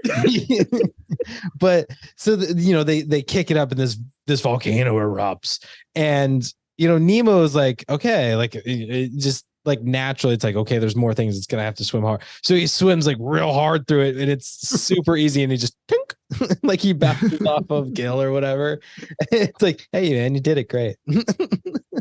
They're so silly, and yeah, it's these guys trying to stay sane while they're trapped in this box. They've did anyone get a little like Shawshank feels in this one? I mean, not quite, but sure. You sure? Gotta go through the pipes. Bunch of group of friends trying to break free. It's never about a group of friends trying to break free. No, Shawshank's about hope. Like going through like a dirty sewage pipe. Yeah. Yeah. Or tube, I guess, in this case. I also love just like how the minute he swims through it, all of a sudden, like it's like we're just dialing this up to a fraternity real quick. Oh my goodness. It's like, okay, shark bait, ooh-ha, he's one of us now. Yeah, okay, brother shark, we will protect. I was like, dang. And they're like, all right, calm down. And then of course, Gil, voiced by William Dafoe, and he's like, enough with the shark bait. Shark bait. Go ahead, Matt. It's interesting to me that they give him the name Sharkbait, and like Gil at least continues to call him Sharkbait. Right. I think the others like falter quite a bit, and they actually call him Nemo and stuff. I mean, Gil even does, but for the most part, he calls him Sharkbait. But what's interesting to me is none of the others seem to have those kind of nicknames, except for maybe Bloat. But it's freaking Brad Garrett. So just a kind of guy anyway. So it's like you may have had the name Bloat anyway. I don't know. But and by the way, that was no offense to Brad Garrett. I think you're a wonderful human being.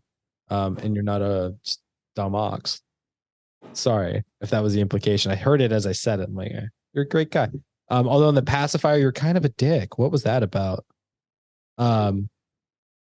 But Vin Diesel, Hitachi, what's up? See a real fight. I'm getting way off track. But Wow, you are spiraling, and it's nobody's stopping me. Is so anytime you want to come back, Nemo, nobody's stopping me is the problem. But yeah, it's such a fun scene, and it's just a blast. And it's I kind of wish there was more stuff like that. It's just fun. It was just a fun scene. That leaves yours. Okay, go in it. So smack that ass or touch the butt. This I think is probably the most quoted part of this movie. Touch the butt. Like it's the iconic moment of Nemo touching the butt. All of it about the what did he say? It's called a butt, and it's like, oh, it's close. It's a boat, and then they just keep the joke going of they keep saying butt, and it's he touched the butt. That's a really big butt.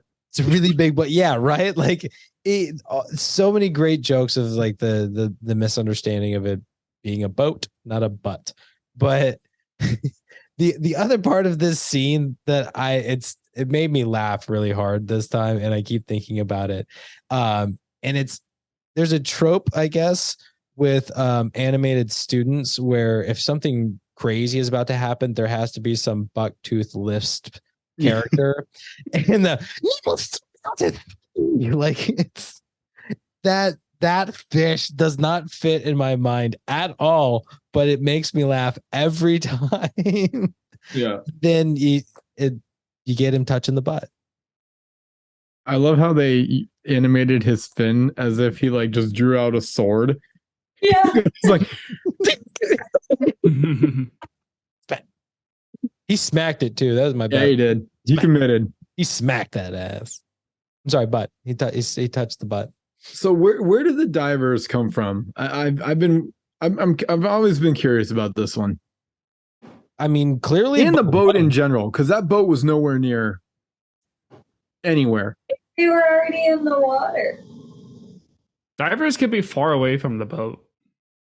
Well, they don't have to- yes. they were at a reef, so I imagine that they were deep, so they were below. Like obviously, it came up. Yeah, one of them came up, but that second one came up behind Nemo, and I'm like, but where did you come from where no one would have seen you? I think That's what the gets me. second one jumped from the boat.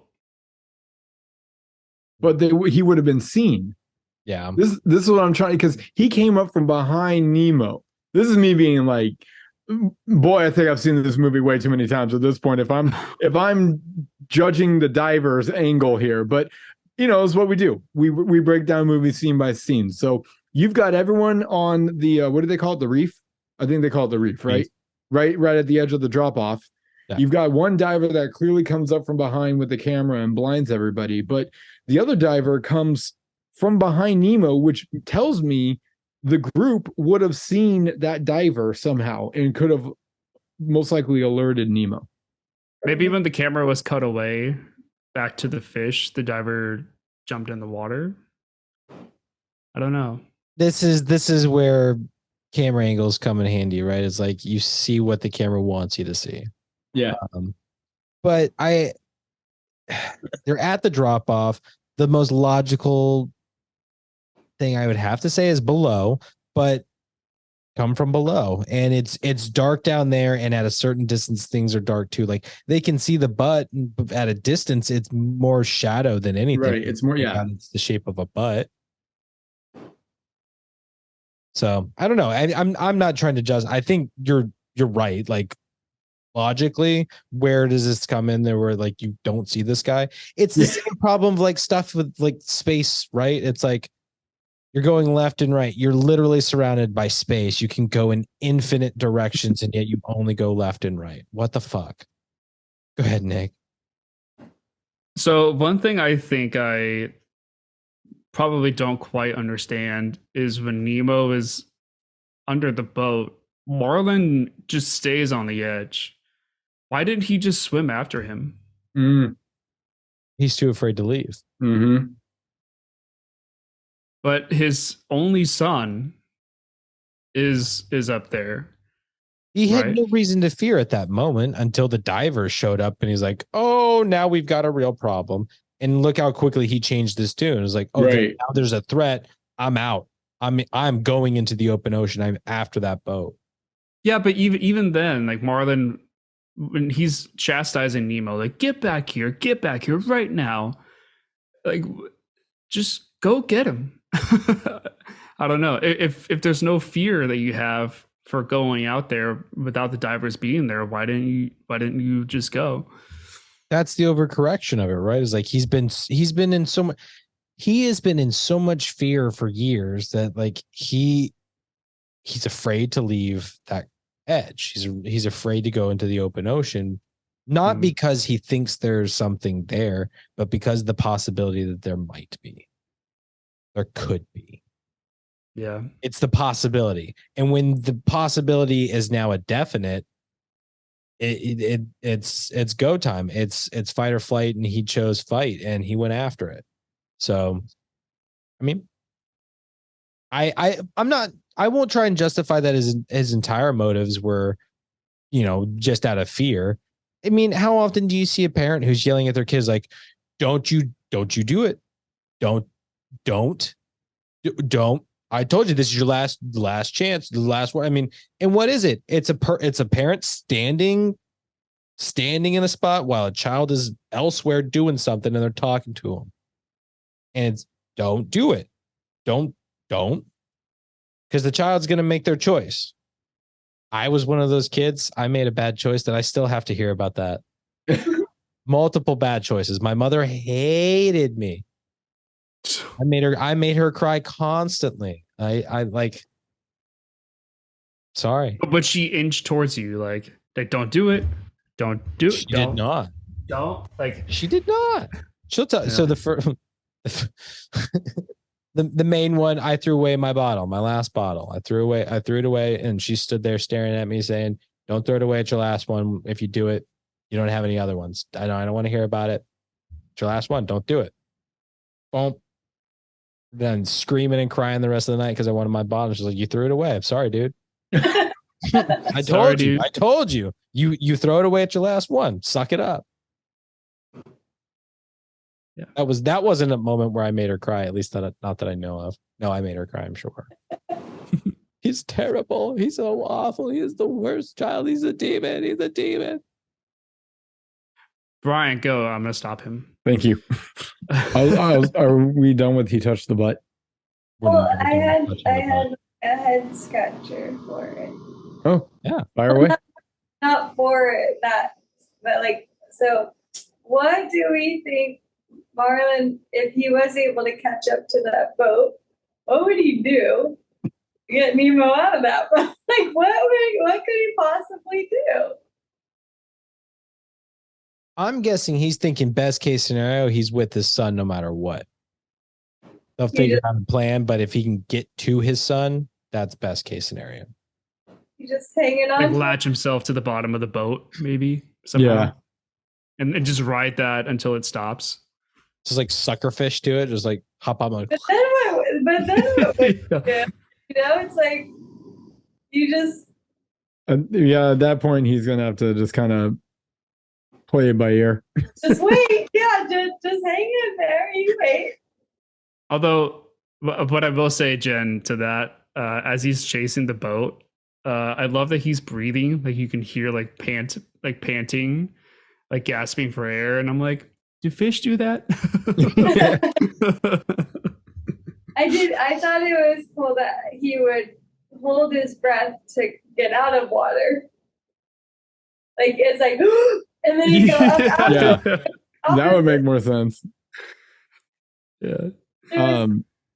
So here's a question for Jen. What would you say is the most used quote of this movie that I use? That you use? Because it's a scene that I want to talk about, so I'm just curious if you know the quote.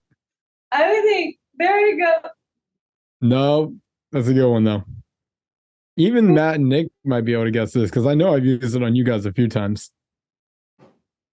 Well, what I think is like the number one quote of the movie is "Just keep swimming, just keep swimming." That's not it. Is it not that one? No. Fish all friends, not food. That's not it either. I don't know. It's like he's trying to speak to me. I know it. Oh my gosh, I should have known that. Yeah. Yep, I wrote this one down too. Well, Guys, not the full quote or anything, but like I recognize. It's the quote, but I knew the quote would lead to the scene. This scene is so funny. They are on a sea turtle and they are making it look like they are about to do a skydiving event. It is just the greatest. Like, first you need to find your exit buddy. Do you have your exit buddy? And then I tried to listen to Squirt with what he's saying. I still to this day have no idea what the hell that dude is saying about how to properly exit off the EAC. And it is just, and Marlon's reaction is just perfect. It's exactly what I would do. I'd be like, the hell is he saying? And then he's like, you're really cute and all, but I don't understand you. And they just get booted off. Oh my God. This scene just kills me every time. Go ahead, Matt. I don't think I've ever recognized this before, but they're doing the cliche of jumping out of an airplane. And the fact that it's this little sea turtle, the beginning of the quote, it's like, all right, we're gonna have a really great jump today. Exactly. Like that's like when he started with that, and I recognized it as the like, oh my God, he's doing the whole bit of They're like we're about to skydiving. jump out of an yes, and like it was so funny, it was so cute, and just I loved it. I loved it so much, and it was so good. And it got Squirt's the absolute best, and of course you get the iconic line, like it's like he's trying to speak to me. I know it, but damn it, if Squirt's not the coolest turtle ever. Yeah.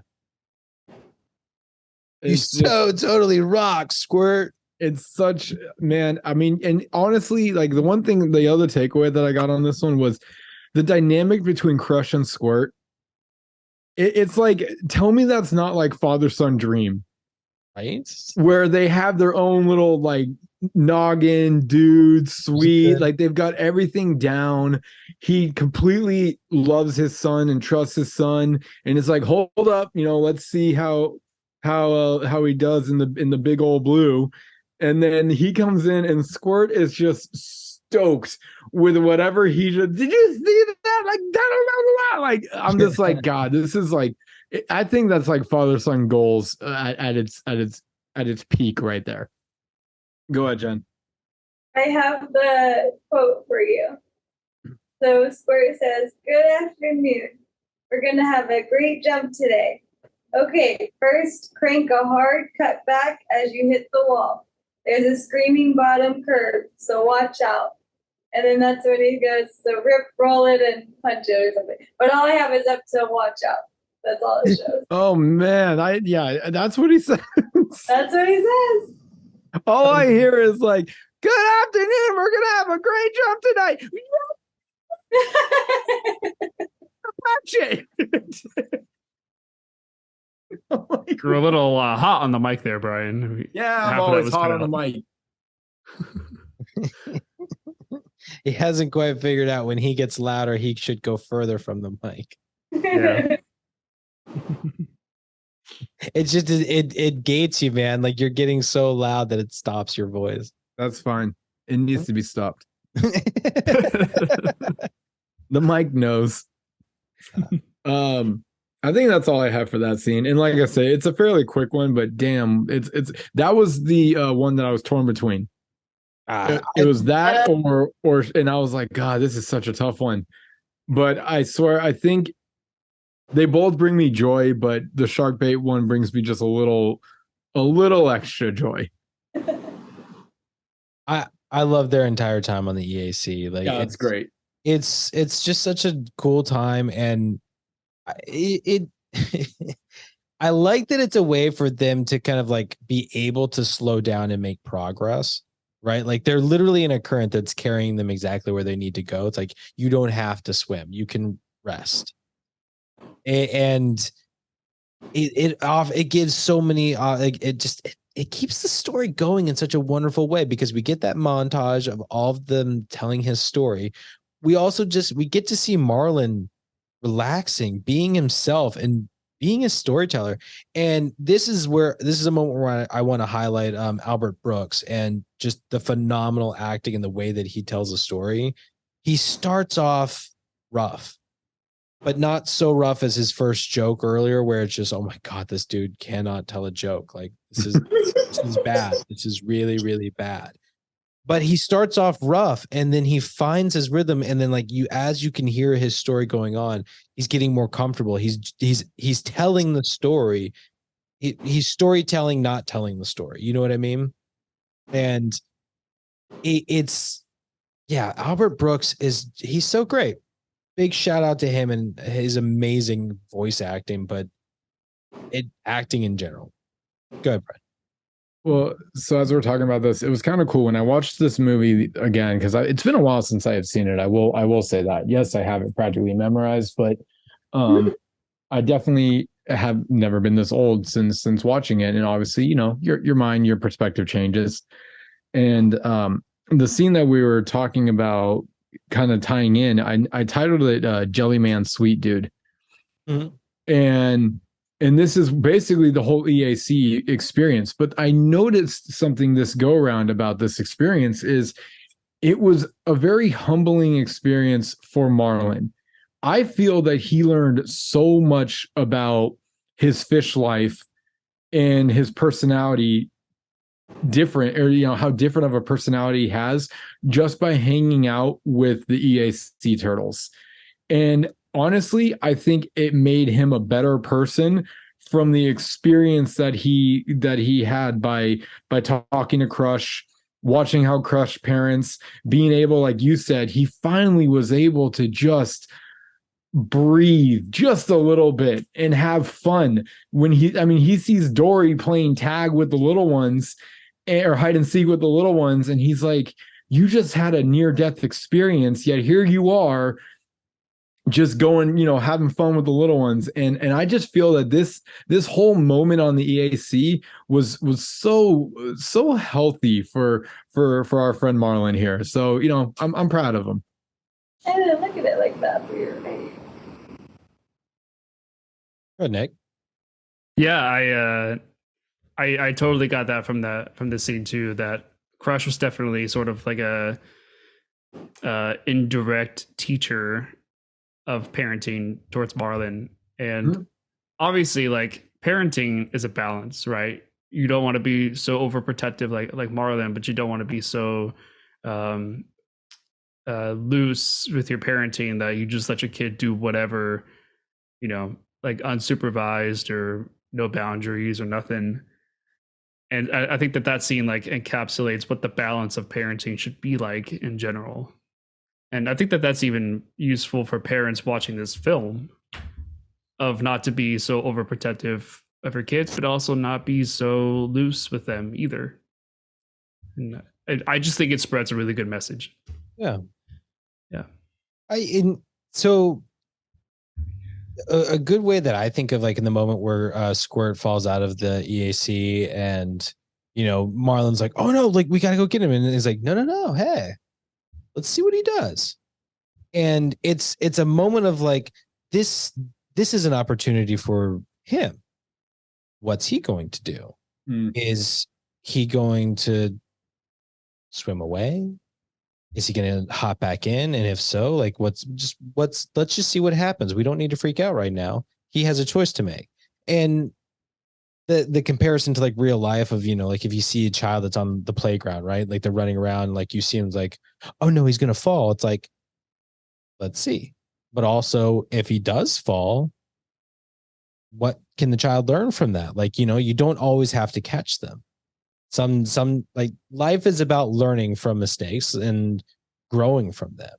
And if you prevent mistakes from happening, then no learning can occur. Mm-hmm. And I think that's, like you guys are saying, I think that's what Crush brings to the table, is like, as far as parenting style of like, it's, they guise it with the whole like nonchalance of like, yeah, man, it's whatever. But it's really, he's still there. Like, you notice he doesn't keep swimming. He's actually fighting the current to stay in place, and like to keep an eye on his son, to keep an eye on his child. It's not like he's just like, whatever, and just keeps going. It's like he's either going to come back or he's not. Like, he's clearly a good father. He clearly cares, but it's like, it's a different way of thinking. And like you said, as the conversation goes on, like Marlon he's asking him questions, and he's like, really, like, you leave them and they find their way back to you? They just find their way? How? Like, how does that happen? Like, that's blowing his mind, because that's not what clownfish do. That's not what the fish around him do. Like, that's not normal for him. But it's clearly normal for turtles who are living for 150 plus years, right? Like, he had closed himself off to the ocean and other experiences, like, and it kind of closed off his view of what life could be, or what parenting could be like. It became so much about the protection that's all he saw. God, and I'm gonna jump scene here real fast, but it reminds me of the callback with when they get out of the EAC, they encounter the whale, and there's those moments where Marlon is like, okay, trust. Like, he's trying so hard to trust in people and to let them decide. Like, he doesn't have to be so protective. He doesn't have to be the one that's right. There are other ways of doing things. And he just keeps seeing it like, okay, this got worse. We're swallowed by a whale. He's gonna eat us. Like, and yeah, and it culminates into the moment of like, you think you can do these things, Nemo, but you just can't. And he's like, this is Dory, and you said exactly the same thing that you said to Nemo, saying his name again. Like, and he has that aha moment. But Dory maintains the like, you need to trust me. He's fighting so hard for so long. And he just keeps getting kicked in the teeth when he really starts to like let his guard down or thinks that things are going so poorly when if he just had faith in the beginning and trust in the beginning, it would be fine. Go ahead, Brian. Well, you brought up the scene, so might as well just kind of keep digging into it. This scene that I titled "What the Whale Are You Saying?" And again, I think this is definitely a more memorable scene for most people, and it would be when Dory starts speaking whale. Because everybody can speak whale after this. Ellen DeGeneres is just on fire on this one. With everything she's doing, the different styles, and then she's actually saying like, maybe I'll try humpback, and then she's trying to be like, wait, does that sound orca? I think it's a little too orca, right? And it's just it's great. I just can't get enough of watching that scene. And then when they are, swallowed by the whale, this is a moment where I was like, damn, Pixar, holy crap. When that tongue flips up and you see the water basically cascading down the tongue, and the tongue is clearly getting less and less wet. And it's like the texture of the tongue is being revealed and all that. I'm like, that is some detailed animation. And I don't even know how they got the water to flow the way they did, but that looked like a flowing river on rocks. It was very, very impressive with what they did there. So just everything about that scene, from the whale talk to even exiting the whale, which is the only nitpick that I have in the entire movie, and that is whales do not blow water out the blowhole. It's just air. You get the mist, but that mist is basically air going out. There's no actual flow of water that would shoot them out. So, and that's just more like biology. But other than that, man, this scene was great. How else would a whale get rid of the water it swallows? I don't know. Maybe it just urinates it. I don't think it can. It gets so mammals, I believe, like sea mammals, they get their water through the fish that they eat. They can't drink the salt water, so they have to. So they can't swallow it. So like they'd have to get rid of it somehow. Mm-hmm. I imagine it's plausible for a whale to be able to expel that water through their blowhole, since that is what they breathe with. I think it's just air and mist that comes out. I'm almost positive, but I'm curious. Yeah. I don't know their anatomy that well. And to be, in Pixar's defense, they are not the first movie that used the blowhole as an escape with water coming out. What kind of, they do it all of the time. Yeah. But what kind of whale was it? Was it a humpback? No, I think. No, it wasn't a hump. It was either maybe like a blue or a gray. Okay. That's my guess. Well, see, that's another thing that I think is different. Like, because aren't humpbacks more like rectangle faced, embodied? They kind of have. I mean, like profile wise, I'd consider it more triangular, where it's kind of like. Okay. You know what I mean? It's longer. Yeah. I don't know. It's hard. I don't know. Yeah. It's tough. It's a fucking whale. It's a fucking whale. But I think I don't know about their diets, because I don't know if they can drink salt water. I know for like dolphins, they can't drink salt water. They have to get water through their fish. Go ahead, Nick. I have two things. I Googled what comes out of a whale's spout, and according to a couple of sources that I clicked on, Essentially what happens is warm air comes out of the spout, and when that meets the cold air on the outside, there's like condensation that happens, and that's like the mist that Brian's talking about. So it's the cold and the warm mixing together, creating that condensation, which is like small like water droplets. But yeah, it's not full on water. It's just warm air from inside their body. That's what I thought. You've just been schooled, Matt. You dumb dumb. No, the second thing, Brian, when you mentioned the tongue scene, my nitpick with that scene is when Dory and Marlin are hanging on to the tongue, and they become like this really like computer generated like shininess to it. That's like, it's like too smooth, too shiny, like on their scales, like on their body. Wasn't that because the water was coming off of them too? Like they were now in air, like, and they were in air. It's starting to dry out. Yeah, but they look too glossy to me. Like, more glossier than like in real life. And the same thing happened too when they were on the walkways of the dock. Like on the pier. On the pier, yeah. They were like really shiny and like really glossy and smooth. I did notice they became pretty shiny when they got out of water. Yeah, and I think that's just probably a texture issue. Again, this is 2003. But I think the difference is that back then when the movie came out, HD wasn't really a thing. And now that we're watching this movie in HD, that the lack of texture really shows better, I guess. Well, because it only happens when they're outside of water. I think it was in an effort to kind of show their scales shining. Like underwater, they don't shine so much because the water's diffusing the light. But out of water, their scales are now hitting light. Although now we have the argument of there's no light inside of a whale's body.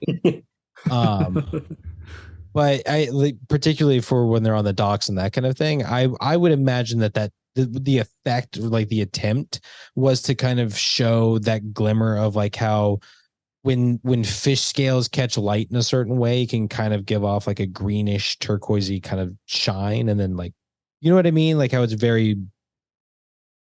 not mirror-y, but it's fish scales. It's fish scales. And the light, they catch a certain way and they shine.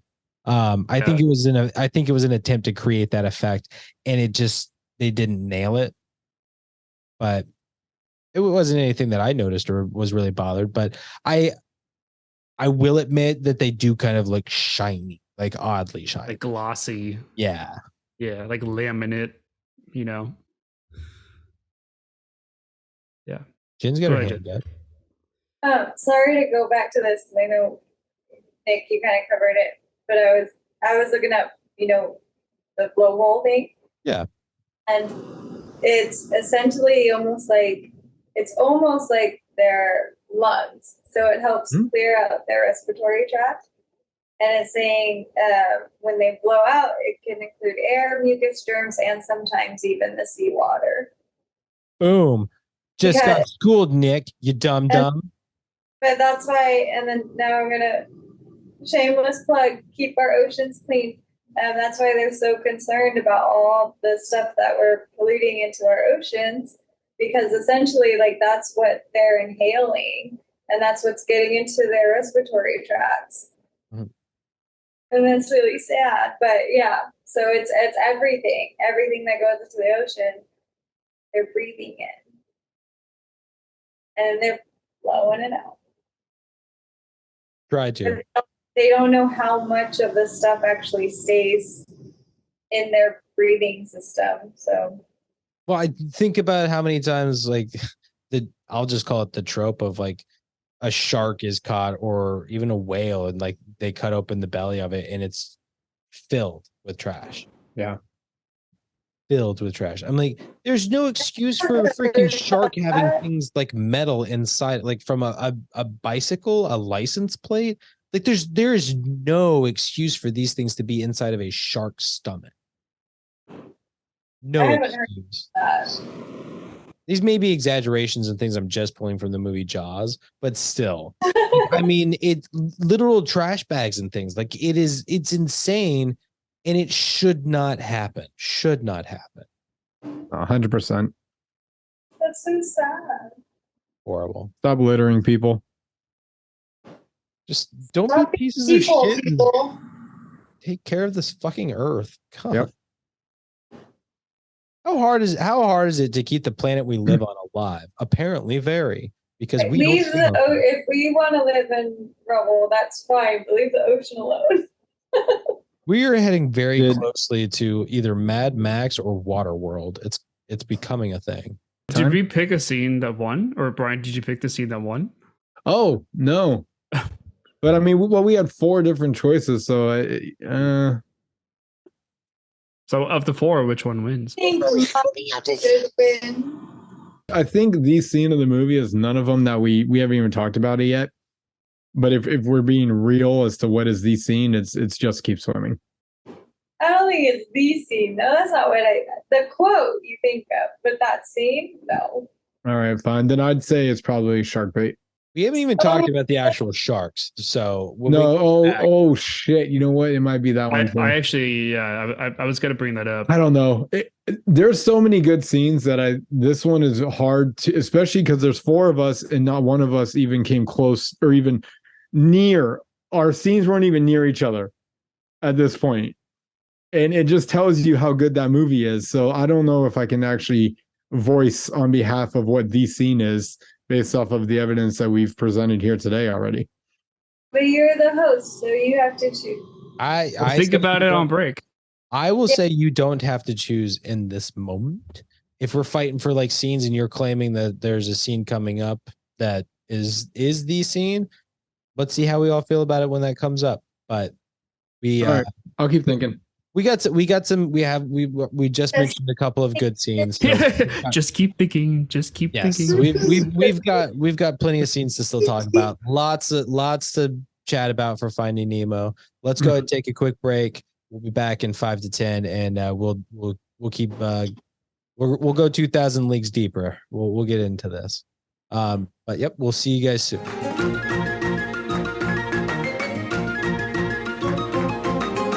Nailed it, Jen. Thank you. Welcome back to GoodFlickas, home of the GoodFlickas. We are talking about Finding Nemo. We are heading into our part 3. And we had a couple of scenes that we know we want to talk about. Well, one, we did kind of leave on the question of Brian, are you taking some more time to decide? Yeah, a little bit more time. Perfect. So I see Jen's hand was up. Nick, I thought your hand was up for a hot minute, but go ahead, Jen.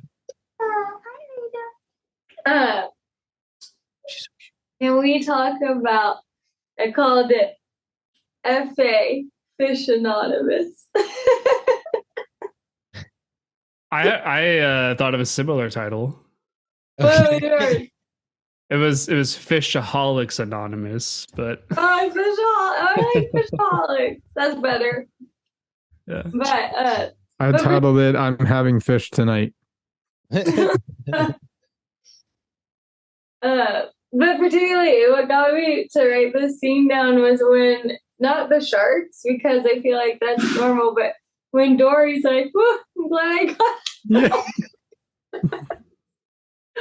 like I feel much better now." Good on you, mate. It's so funny. So there's just so much that happens in this scene. It's, first of all, this is a group of vegetarian sharks. Let's just process that for a little bit. Yeah. They are straight up having a meeting.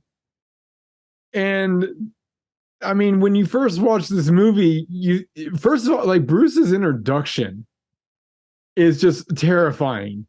You don't even know that he's there, and then it's a cut screen, and there's this big grinning Bruce, and I'm just like, oh shit.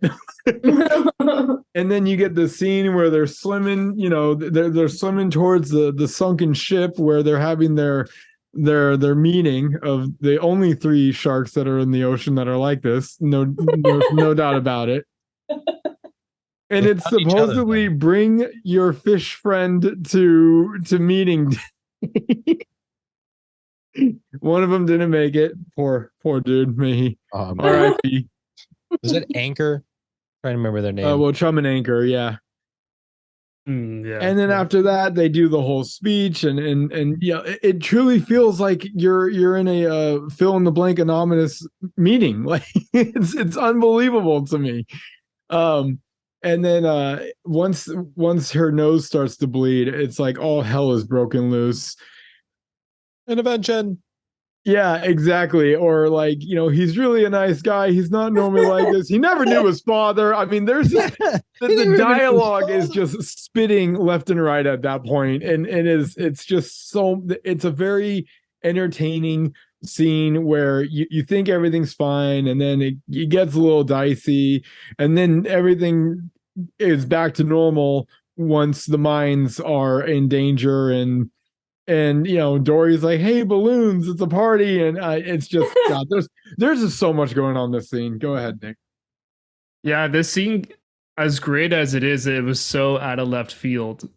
Like I assume that the first time you watch Finding Nemo, you're not expecting a sort of Alcoholics Anonymous type of a scene in a Pixar film. I think it's just the last thing that comes to your mind. But they did a really good job with it. They added a lot of serious and a lot of comedy to it. And what I wrote down was that Shark Bruce crying that he never met his father. Yeah, I just like to watch the most vicious father looking for his son. Yeah, it's like I never knew my father. The most vicious creature of the sea crying because he's a fatherless child. It's just something so funny about that. And then when it goes from that to the chase, I mean, that shark Bruce chasing them as like a fierce shark was terrifying. Yeah. And just the amount of times that they got away from him, because he got like stuck in a tunnel or like through a hole he couldn't get through, like just barely making it. Yeah, very entertaining scene. And then of course we get the classic fish are friends, not food. I mean, how many times do people say that? Yeah. All the time. Yeah. Worst part is it just makes me want fish. Yeah. Go ahead, Jen. Does anybody know what the balloons are for? Oh, those are mines. I know, but why are they there? Those were most likely left from probably World War II. Oh, okay. So it's not something like we're just putting in the waters every day. Because I'm like, why are explosives in the water? No, that's probably like an abandoned. Or I shouldn't even say abandoned minefield. I mean, who's to say that that's? Yeah, but you know what? Let's go with that. Abandoned minefield. It's a you don't go there zone for submarines. Okay. Well, that boat was probably a boat that was from the war. That probably got hit by those landmines that were underneath it. Yeah, I mean the Dory and Marlin are fired from a torpedo. Like that's what they release as a torpedo, and Bruce just happens to catch it in his mouth and then throw it that hits one of the mines. Mm-hmm. Like it's absolutely it's either a submarine or a battleship that's sunk. Okay. Most likely because of the mines. I guess I don't think of war in water. My brain doesn't process that. But You should watch Periscope Down. Bears go down. Periscope Down. Okay. Kelsey Grammer is the captain of a submarine boat. That's the first reference you go for? As far as like war underwater that's fun and lighthearted, yeah. You don't go like Crimson Tide or Hunt for Red October? I literally just said that's fun and lighthearted. You went for straight war. Like that's fine, but I'm trying to ease the It's idea. still fun. It's true, but I'm trying to ease Jin into the idea of sea warfare. You know, I have a really dark, twisted sense of humor in mind, right, Matt? We don't need to be eased. Okay, let's find some good ones. So like I'll keep going with the scene right now. It's iconic. I love that you meet Bruce and it's absolutely terrifying. It pulls the 180 on you of like, and yes, we don't eat fish. This is not that kind of meeting. It's like, okay, that's weird. And then I love that there is a physical change from Bruce going to like, Dory, are you okay? To like, ooh, that's good. Like, not only does the voice actor nail it with the voice, but the eyes, how they dilate to just like, oh, bloodthirsty, I need meat. The pupils go black. Yes, it's amazing. It's terrifying. Love it. Love it. Because it shows that he is like clearly not himself. Mm-hmm. He's driven by a part of him that is like, it's ultimately what they're trying to fight, right? Like these guys are like, I don't like being this mindless killing machine. I don't want to be. Look at me. I've got a personality. I'm fun. I'm free loving. Like I'm a good guy. But I have this thing in me that if I smell blood or if I get a taste for it, like I turn. And I don't want to be that. So like that's such a great thing about these characters that I don't think anybody ever talks about. But yeah, it's so interesting meeting them, and then you get that turn, and it's the chase scene, which is exciting and exhilarating. And Escape, I know I believe it's your name, or isn't it? Or you've made reference to it on the gram, yes. Yeah, and that's one of those things. It's another, I think I quoted all the time, is like escape. Yes. Like if I see the word escape anywhere, it's like a trigger. I immediately hear it in my head as escape and then escape. Like I know it's oh God, what a pain in the ass, right? It's like I can't not hear escape when I see the word escape. Yep. I know it is said, read, pronounced escape. And then we get ourselves the greatest quote that the address that everybody knows. I can read. Yeah. Could you guys imagine being Dory for a day? Oh, I feel like if she was aware of it, it would be a lot more exhausting. Oh yeah. Like she's so high energy all of the time. And like the first time we meet her and we're actually getting to know her, and it's the like, oh, we've already done this before. Like, oh, sorry, I do this. It's like, wait, what were we talking about? Like, hi, I'm Dory. Yeah. Like, stop. What is happening?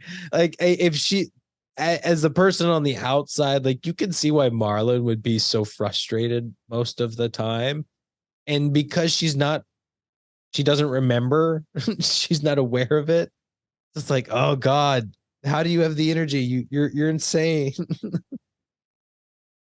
On that scene that you were just talking about, one thing that I noticed that today that I just really appreciated is when she was showing him the way of where the boat went. You can see that she's just swimming on a mission, and then the minute she forgets, her swim slows down, and it's more like ebb and flow type thing. I'm like, oh, that's really good. You saw the exact second that she forgot what she was doing. I was like, that's just genius. It's genius on the animator side. I couldn't praise them enough. It's a beautiful storytelling. It's a beautiful way to convey an idea without saying any words. Mm-hmm. And it's so clear. I like that they even give us Marlon's reaction of like, that was weird. Yeah. And then she spots him, and it's like she gets even weirder, and then she takes off, and he's like, what the hell is going on? Yeah. Like you are my only clue to finding my son. I can't loose you. Why are you doing this? What is happening? what a hilarious misunderstanding. And it's just you finally meet Dory, and she's like, I'm sorry, I do this. I have short-term memory loss. And it's like, what? It runs in my family. Yeah. Well, I think it does. So I wonder where they are. Yeah, what are they? God, I had a thought about that for the sequel, Right. Finding Dory, but I can't remember right now. Hopefully, it'll come to me again. I don't think I've ever seen it. Oh, you totally should. That's a good one. Yeah, I absolutely you should totally see it, especially if you love Dory in this one. Yeah. Go ahead, Nick. Yeah, I just want to mention what my favorite Dory moment of the film is. Mhm. It's when Marlin is telling all of the turtles about the story of like his son, and Oh God, and like Dory joins the turtles like in the middle, and Marlin says something like, "Yeah, so my son was taken or he got away," and Dory's like, "No way." it's gonna be good. I can tell. That killed me. I like. I was like, what a perfect use of a character with a short-term memory loss. Like she's hearing it for the first time. Yeah, it's so For funny. the 100th time. No way. This is She's literally being told her story. Yeah. Like you were a part of this from the beginning, Dory. Like, this friend of yours that you keep speaking of sure seems familiar to me. It's me. I'm Dory. I've got another scene for you guys. I've titled it "Bubbles and Buddies." Yay! Oh, this guy. Oh my God. My favorite guy. That fucking dude. Poor guy. He's been in That guy's again. He's one of those left field characters that you just don't even see coming, and then he just hits you with like bubble. Yeah, give me your best impression of him. Ooh, my best impression. Yeah. I gotta listen to it in my head. Okay, chest opens. I was gonna say it. Bubbles, bubbles. My bubbles. Okay, that's good. That's all I got. Can you do the sad bubbles when the tank is dirty and the thing opens and it's like side? Oh no, I don't think I can. What's he doing? He was like bubbles.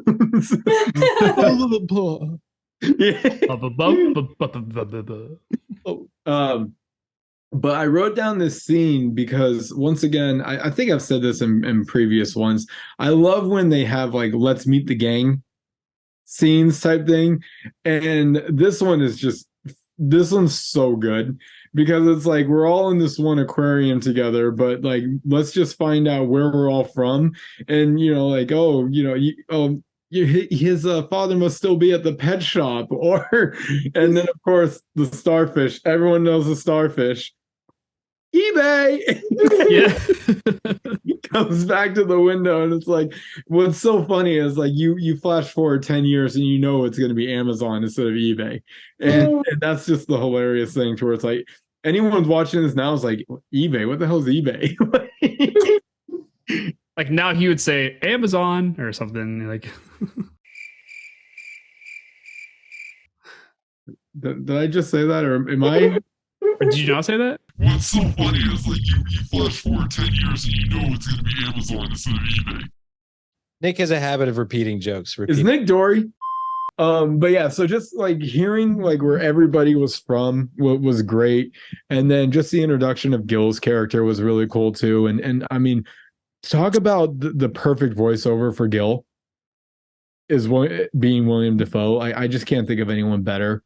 His tone of voice, his demeanor, just everything about it. Yeah, it was just a really fun. I also just love how they overall went with a dentist's office because especially around, I can definitely say around 90s and probably mid 2000s, I do remember dentists were almost known for having some type of aquarium or fish tank.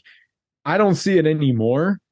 But certainly then, for some reason, it was a thing where you go to a dentist or a doctor's office and you're looking at some type of marine life is just floating around. And I just thought it was just very, once again, Pixar just making all the right moves. I like the whole dentist office thing too. And you're right. Like I think about it, it wasn't every dentist or doctor's office, but I do remember it being a thing of like there's fish tanks everywhere. Yeah. And I think it was because it was at a point where like we didn't always have TVs. Like nowadays you've got TVs that like hooked up Netflix or playing like actual cable, whatever. Like there's TVs everywhere. So back in the day, it was like, okay, well, here's something to entertain people. Fish. But they're like, it's really hard to maintain fish. I don't like feeding them every day. So TVs are now affordable. Let's get those. No filter needed. Yeah, exactly. Sky. Plus, it's more fish in the ocean where they belong, right? There so, you go. Good things all around. But what I like about them being in the dentist office, just really anywhere, but like because it's the dentist office, it's fun. They're trapped there, so they've basically taught themselves dentistry. You know, like that. And I'm so curious as to how Nigel got connected with all of this, like how a seagull is somehow, is it a seagull? What is Pelican. It? Pelican. Thank you. Pelican. It's I don't know how you got into this, but you guys are so into teeth and dentistry, and it's weird, but it does make sense for the fish. They're literally trapped there for day in and day out, and they hear what he says. They know what he says. They see what he's doing. It's like, oh, has he gotten to the blah, blah, blah yet? And like, yeah, he's been favoring that lately. Yeah. Like it's like they're sports announcer just calling the play-by-play. Almost. Well, and I think that they're interested in like, because they've seen him work for years, I'm guessing years and years at this point, but like they're watching him for years. They're seeing like his skills grow. And it's like, oh, well, now he's learned this new technique. It's like, yeah. Oh wow, he shaved out like 30 seconds of his time. Like that's their entertainment because that's all they have. And especially what is the starfish's name? I can't remember her name. I always want to say Flo, but it's not Flo. No, it's not Flo. Flo's the alter ego. Flo's the crazy one. But it's Allison Janney's character, I believe. Like she is suctioned onto that thing, so she is watching all of the time. I wonder why they named her Peach. Yep, Peach. I guess probably because of her color. Anyway, Nick's been patiently holding his hand up, so let's delay him a little bit longer. Perfect. Go ahead, Nick. Hey, fine. No, I just want to talk about the actual dentist. How like erratic of a dentist and chaotic is he? Like he like every patient he has, he's like, oops, whoops, did we do that? Like he just there's at least one thing every time, and he just seems like the kind of doctor that just is like, well, that happened, But I mean, obviously, like the whole chaos in the end, and all the animals are all over the place, and like that kid just sees through the window in the waiting room. I would have left so quick. I'd be like, yeah. I'm like, I would want to go to that dentist. Yeah, I'd be like, yeah, we're done. Yeah, go ahead, Brian. I'm just so glad you brought this up because I essentially had like, I'm looking at my notes and I basically had like a whole dentist section. So first of all, the scene that you just brought up, I titled Another Day at the Office. And my head scratcher that I wrote. So when you remember, this is a kid's movie, right? One of the biggest fears that any kid has, and if you say you don't, you're lying to me, and I know you are, is going to the dentist. I wasn't afraid of the dentist. I just hated the dentist. Oh, I know. I had a little fear of going to the dentist when I was a kid. When I realized it doesn't hurt, that's when my fear went away and it was just more of a nuisance. But here's my thing. You're coming out with a child movie. To a kid, the dentist is going to be the most 20 times petrifying thing that you can think of at this point, because you've already been afraid of it. And now anytime you think of the dentist, you're just going to think of all these scenes. I'm just wondering how many parents struggled with taking children to the dentist after finding Nemo. That was and yeah, but just going back to the dentist itself, I don't. You're right, Nick. It's they made him just so unbelievably aggressive, and the scene where did you guys even catch that it was the prime minister of Australia who he just yanked the tooth out accidentally, and then this is when all the aquarium and pelicans are going wild. But that cutscene to feathers flying and the kid just reading an Incredibles magazine and his face. Oh my god, it's amazing. It is just like, wow, that's some type of dentistry we're about to experience. Where do the feathers come from, Mom?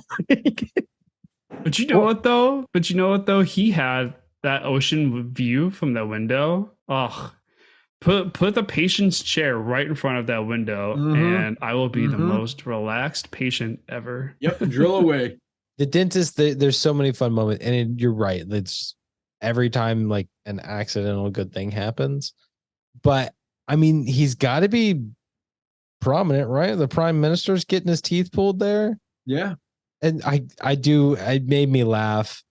The like, good thing I pulled the right one, eh, Prime Minister? Like, it's just so casual. Like, dude, like, I hope you're getting him something. It's like, you better numb the shit out of him, get him some sort of painkiller. Like, you treat this man right. He's the prime minister.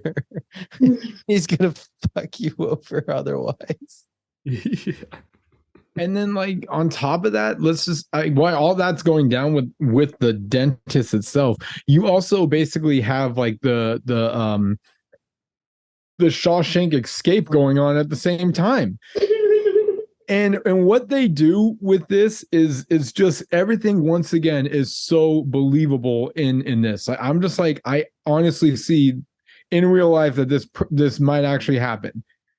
In a freak accident, somehow in a way it could happen where he first is at first he's getting scooped and all of the fish decide to jump in and basically just weigh down and force over whatever, and the net goes down, and then he's like, fine, I'm just gonna go with the bag, and he gets Nemo. But then Nemo starts to push himself as much as he can to the window, and he's like, oh, that would be a nasty fall, and puts him in the bucket. Then Nemo's like, I'm going to play dead because that's going to get me flush. And I was like, oh, Nemo, that's genius. Way to go. And then they're like, no, we're going to go to the garbage can. And I'm like, what? Who goes to the garbage can? So then after that, what happened? Oh, so then the Nigel comes in and, wreaks havoc and all of a sudden distracts him from going to the garbage can. And then you get Gil. Now, this is the only one I question. The Ring of Fire. Does it have enough force to shoot Gil? That's a tough one. I mean, you are going to get back pressure, but still, that's a tough one. But once Gil gets there and he lands and he says, tell your father I say hi, and flips him right into the. I mean, that again, so smart, into the spit sink. It's all really, really smart on how they freed Nemo and just everything that happened in that dentist office. I don't know how they feel about all drains leading to the ocean. Yeah, that's questionable. You think that would all really happen, Jamie? Yeah, for the guy that we always call out for not having an imagination. I have an optimistic mindset when it comes to a son and his father. That's a fish. Good on you, bro. No, when you break it down scene by scene, I guess some of it's not plausible. Some of it is, though. Some of it. You don't know what fish are capable of. The guy putting the bag. Him getting scooped up in the bag. I like the things. Sometimes I feel like Disney poisons my mind in terms of what's believable or not. I love it. Like fish learning dentistry. That's believable, right? Mm-hmm. Absolutely. You And know they can also read about new filters that are coming through and the Aqua Scum 3000. the Aqua Scum 3000. That's a name in every household. That thing sounded cool though. I wonder if Oh there's, yeah, it did. it's probably a real thing. Elon Musk is in a shop right now drawing up the blueprints. Oh well, one quote that since we're on the scene, it's definitely one of more used quotes that I use. Find a happy place. Find a happy place. That one was good. Oh my god, that's cute. Let's talk about that chick. Okay, so my heart always drops to my feet whenever she begins, fishy, wake up, fishy. Oh my god. Oh yeah, it's terrifying. It's so scary. Why are you Why are you sleeping? sleeping? And Nemo's like getting rocked, like his eyes are rolling up in the back of his head. Yeah. And I just get so scared for it. Even though I know the outcome, I'm like, oh my gosh, just somebody take away that bag. And why are we giving her animals? Like, what? We know her track record. There's a freaking photo of her. How twisted is that? Can we talk about that? Yeah. There's a photo of her smiling, holding a dead fish. I bet they took the picture and didn't realize it was dead until later. No, they knew. I would hope so. But that we've just uncovered the dentist is a little unstable. Even if they realized later that it was a dead fish, the photo was still up. Yeah. Take another photo. She's clearly not the most photogenic.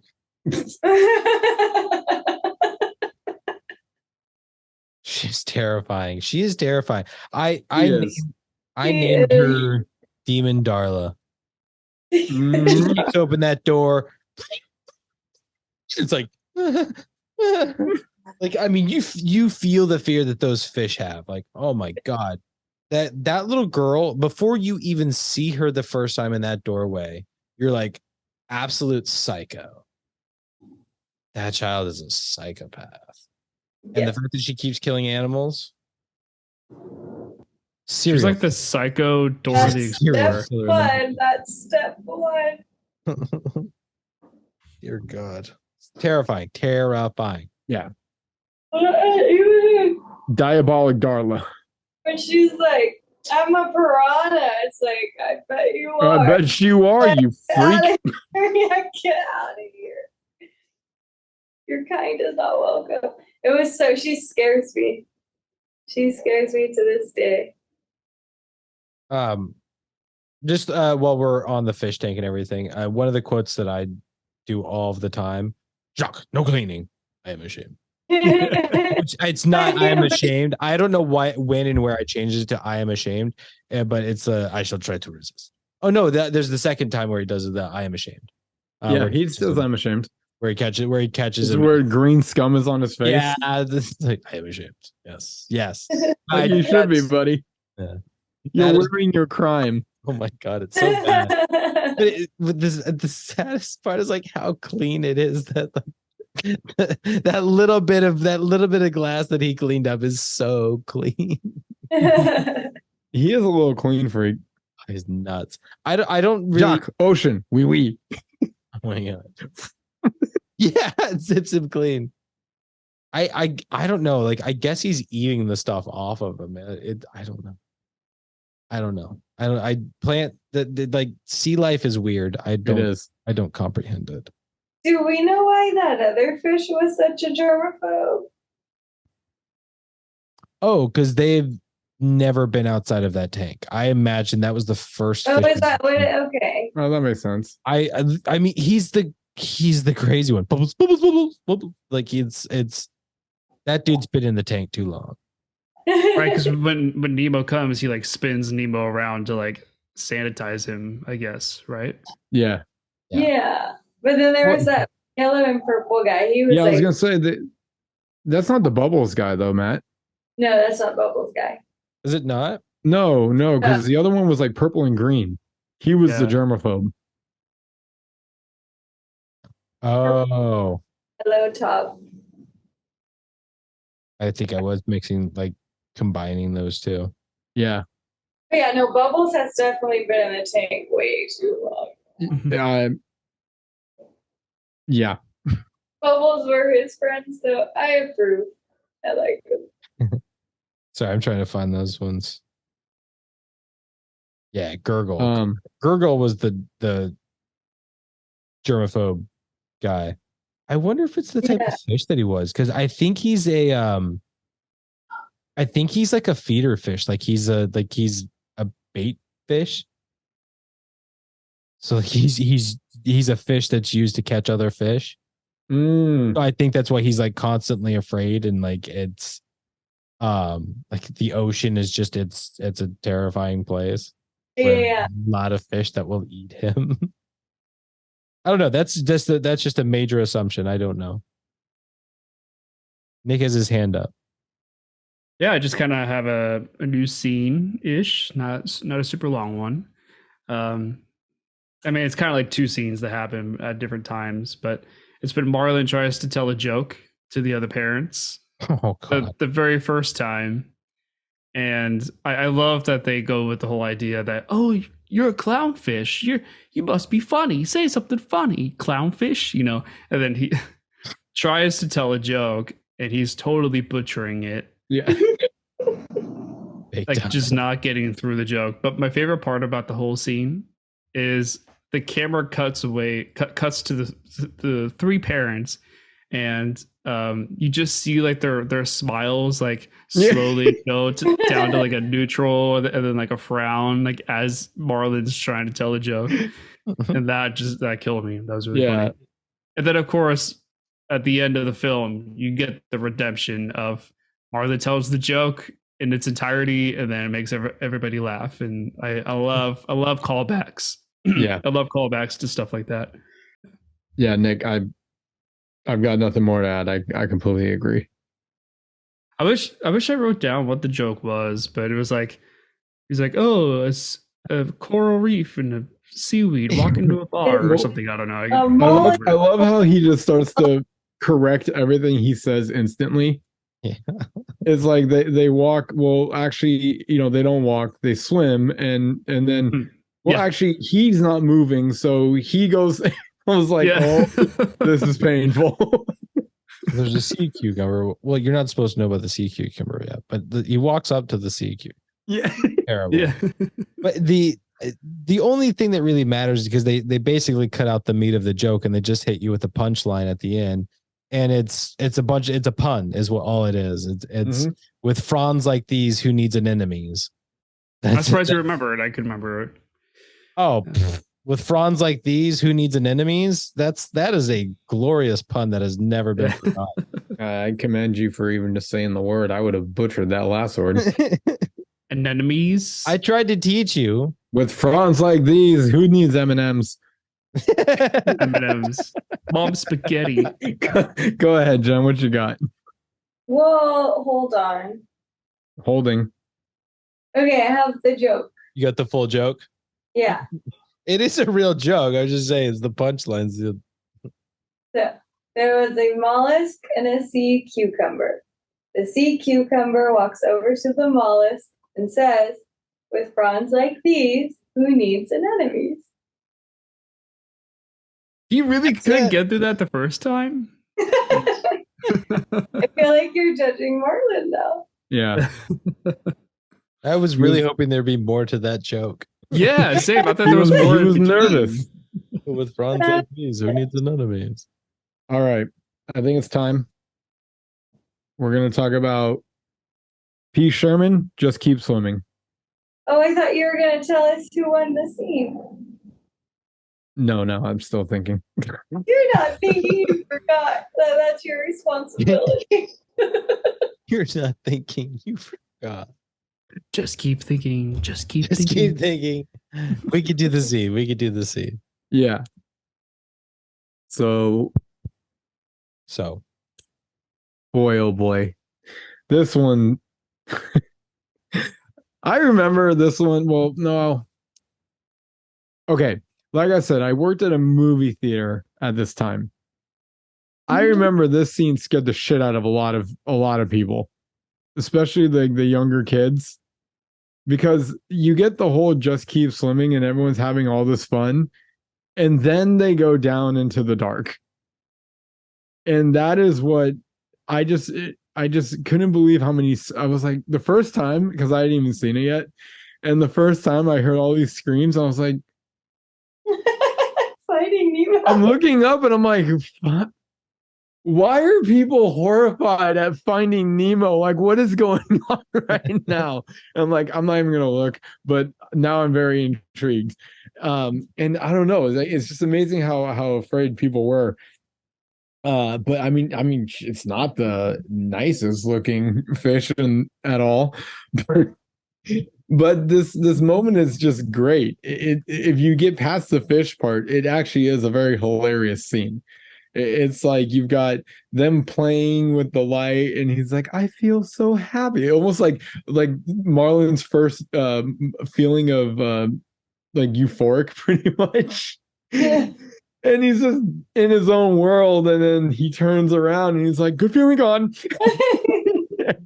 and the chase is on. You get at one point Marlon is swallowed but hanging on to the light, and the shadowy figure in the shadowy fish figure inside the fish was just job well done there. But her trying to read the scuba diving mask and her just complaining about the light all the time, it's like, lady, I don't think you understand what this fish is going through right now just to get you a ray of light. Oh man, it's good. Go ahead, Matt. I like this scene so much because it's terrifying and fun. You know, like I get why people are scared, but I never thought of it as like a scary thing. No, yeah. It's a chase scene for sure, but it leads to a little bit of a nitpick for me. It, you know, like the chase ends with that fish being caught in the goggles, and it stops there. Like they're sitting around, they're swimming, they're celebrating, like they're having a good time, and the fish is just there maintaining tension on this goggle. For what reason? There's so much time there. There's nothing that's stopping this fish from releasing that tension, swimming around. Like it's just I get from a storytelling standpoint the need to like allow them to celebrate and have this fun moment. Like I get it, but it's a little bit of a nitpick for me because it doesn't make sense to me. It's caught, but it's not stuck. There's nothing that's preventing it from getting out of the position that it's in. I can't imagine that fish is very smart. Right? I think it's very single track minded, and that all it's thinking about is just going towards the food. Not to put the gear in reverse and then reverse and then go into drive and turn around again. I don't think that the fish is that smart. That's my argument. I think it might be. It evolved to the point of having a light in the darkness so it could lure fish into being eaten. Well, that light's not something that they have control over. It's just something that they have, I guess. That's what I'm saying. They evolved. That their bodies adapted to having that. So I'm like, that shows some level of intelligence. Not only do you get the just keep swimming part of this, but even the end, it was like just the perfect little Dory sandwich. So she starts off with just keep swimming, and that just took off. But then she ends with no eating here tonight. No eating here tonight. No eating here tonight. You want to diet. And it's like, come on. I don't know how many times I used that on just about any time people were eating or whatever. It's just that was, I'm like, damn, just nice little quotable area right there for sure. Yeah. I honestly forgot about that song, but yeah, that is a fun one. Is it the next scene that follows up where she's just doing the constantly repeating P. Sherman 42 Wallaby Way? Yes, because it's the one thing that she remembers. And I love that too, because it she's having this conversation with herself, and it's naturally flowing of like, what, you didn't hear me? Peace Shrimp 42 Wallaby Way, Sydney. That's the place I'm talking about. Isn't that what you're asking about? I said Peace Shrimp 42 Wallaby Way, Sydney, didn't I? Well, yeah, of course, that's because I'm going to Peace Shrimp. Like, the way that she's doing it is much better than what I just did, but it's flowing so well. And she's just repeating. And she's so tickled with herself. And well, it's the thing that she remembers. yeah, well, I love that her whole thing is her optimism, right? If she loses her optimism, she loses everything because she can't remember. So if she stays positive, good things will happen. And oh God, this is kind of pretty much leading up to another scene that I wrote down. I titled it, I'm trying not to mess this up. It's not easy to say. This squishy is a boingin. Do you guys know? Is it what? Squishy. I shall call him Squishy. This squishy is a boinging. Is a boy. And basically, you know how some people say, you know, this song is jamming, or like, you know, this is a banger type thing. I went with boing because they're doing the boinging on the jellyfish forest, which would just be, I'm sorry, that would be absolutely terrifying if that was even close to that. Yeah. They got lucky. They made this scene so, and even to this day, I'm just like, get out, just get out. It's like they're jumping, they're having fun. They're like, oh, don't jump. They actually won't hurt you. And it's like, suddenly we have an idea. Let's get Dory's attention. How do we get it? We turn it into a game. And they just kept multiplying. And oh man, scary. That was a scary little scene. I felt terrible for Marlon because he's finally having fun again, right? Like, he's relaxed. I know, it's every time. Well, and the problem was he lost focus of like, remember why we're doing this. He turned it into too much of a game and got competitive and lost focus and lost Dory. And it's like, you weren't supposed to win the game. You were supposed to get out. Yeah. It's a bad move on Marlon. And it's a shame. But I think it's another opportunity for him. It was a lesson, right? Like, we keep talking about how he's learning how to be a better father through all of these things of like, what were his downfalls, what were his own faults, and realizing that within himself. And that was a moment where like he made a mistake and he realized what it was. And he did what any father would do, right? Like, you go in there and you do what is necessary to fix that mistake, to get, I realize it's Dory, but I'm going to say to get your child out. Yeah. So, I mean, it's dude got zapped how hard, right? Like, he took on. Oh, he went right through the middle legs of one. He went through all of it. I mean, you could hear him getting like the sound effects on that scene were great. Tap, tap, tap, tap, tap, tap, tap, tap, tap. Like, I mean, he is getting hit left and right. And these are big, full-size jellyfish. Like, we saw what happened when she got zapped by the little guy. And she's like, squishy. oh. Yeah, like, well, it's like that was a significant sting, right? Yeah. These things are big, and he's taken on lots of them. How he survived that is amazing. Gonna need a lot of pee for that one. I want to cut to. Did you guys hear when little Squishy got smacked? Like, ah! Yeah, they did do a little like squeal. It's so funny. The only note that I really have is, and it's because it kept being brought up, but I don't think they ever actually show the character. But it's like, who the fuck is Sandy Plankton, and why the hell did they know everything? I don't. It was the one common factor between all the kids. Like, when Nemo meets the kids at school, even there, like, I think they get to it's about it's the butt, right? It's Sandy Plankton said, oh, what is it? Was it?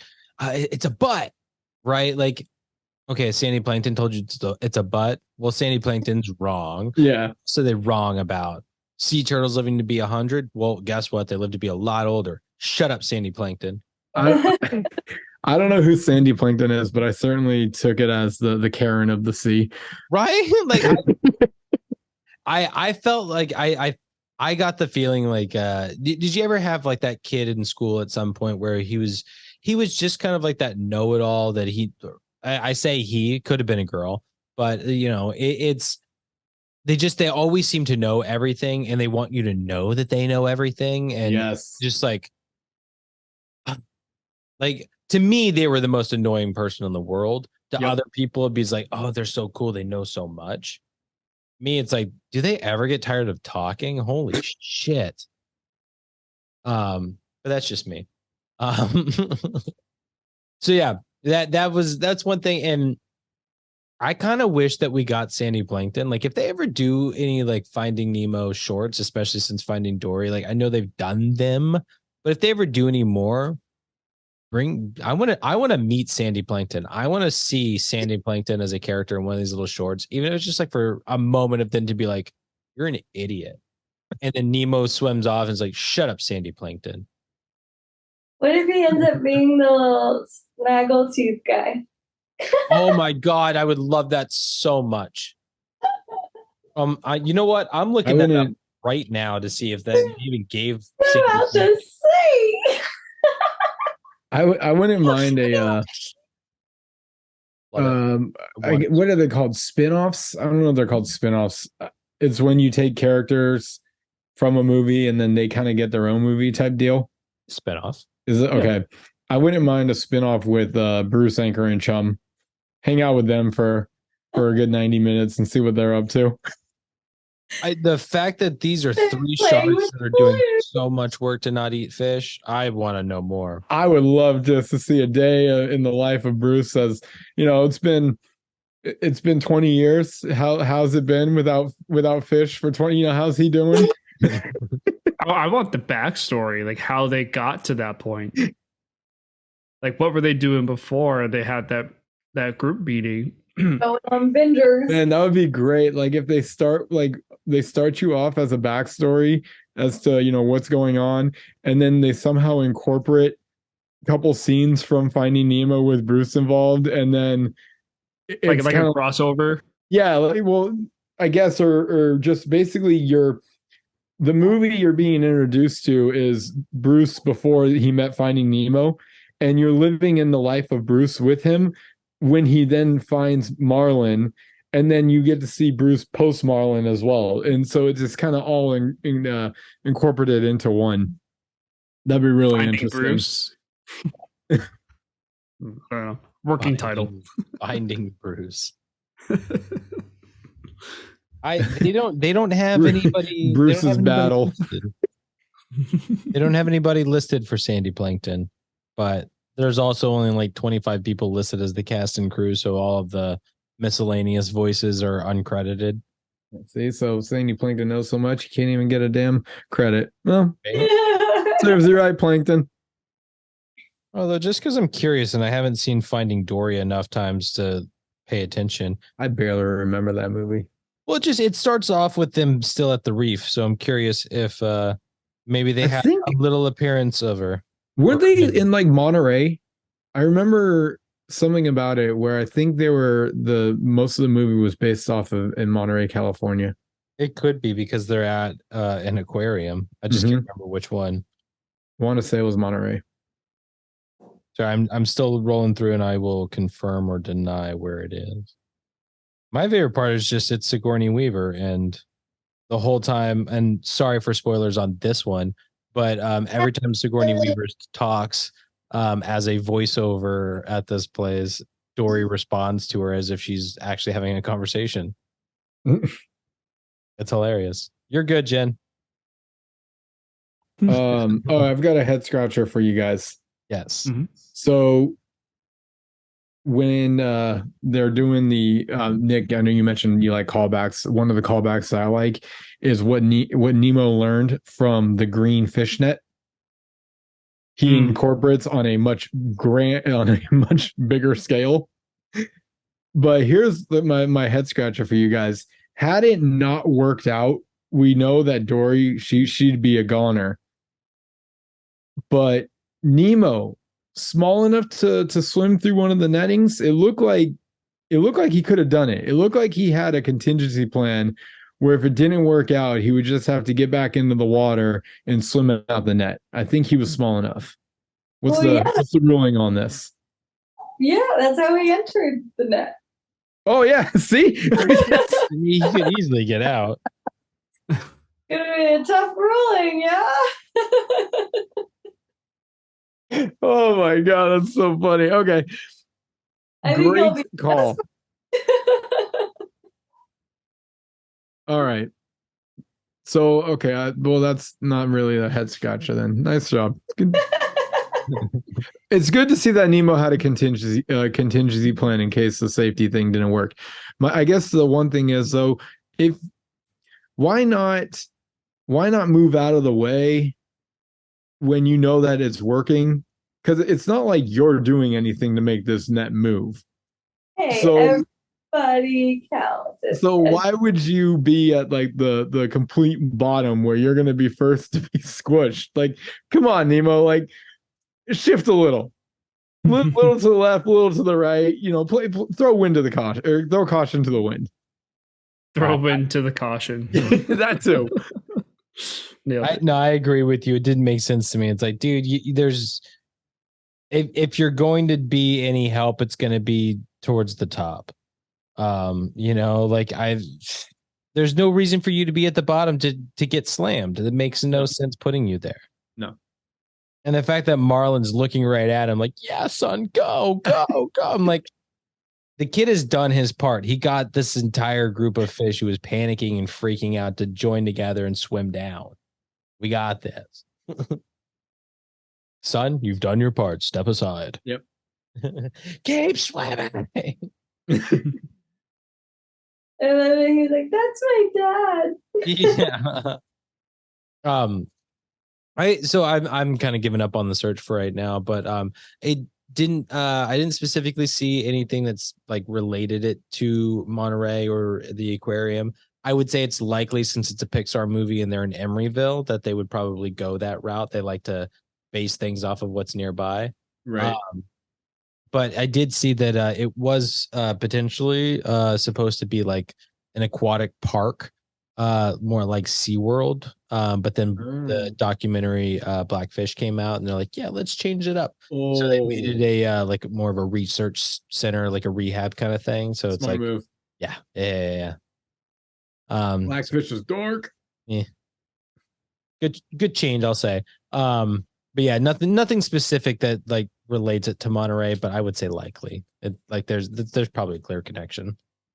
I have a funny moment I liked. Yes. Super short. I don't remember what scene it happens during. Maybe you guys can fill me in.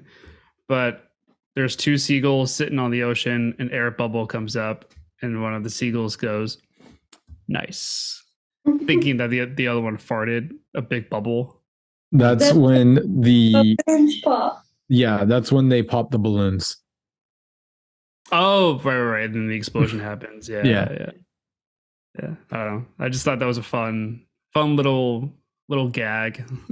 Do you know what I've always thought would be just to kind of add on to it?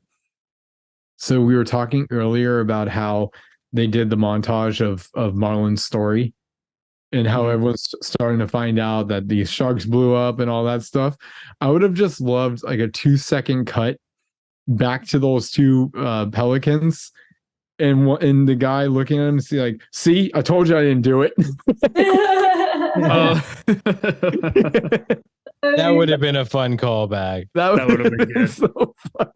Like you hear like the dolphins, you know, next to them, or the pelicans or whatever, like say like in the distance, and they're like listening. Yeah, that would be funny. That'd be great. Morro Bay. I'll throw out my head scratcher. This is, I guess, mostly for Jen. Anyone can chime in, of course. No, it's just mine. What Mine. what Mine. are Gil and friends' next move? Gil and friends next. Oh, after the bags? Oh man. Play it out. I have no idea. So they're out of the dentist. They made it. Their plan executed flawlessly, and now they're just floating. I mean, bliss is at best. Now what? That's the story of my life. I don't know. I don't know now what. All right, looks like Matt's got something. So I was thinking about this, and I think Gil is intelligent enough to know, okay, we've got to pop these bags. This is the part where like I can easily imagine them finding like a loose nail anywhere along those docks, piercing the bags, and being able to essentially open it that way. The problem I run into is I don't know if or how they're able to tear those bags, maintain it being torn and open enough for them to get out without the bag preventing them from swimming out of it.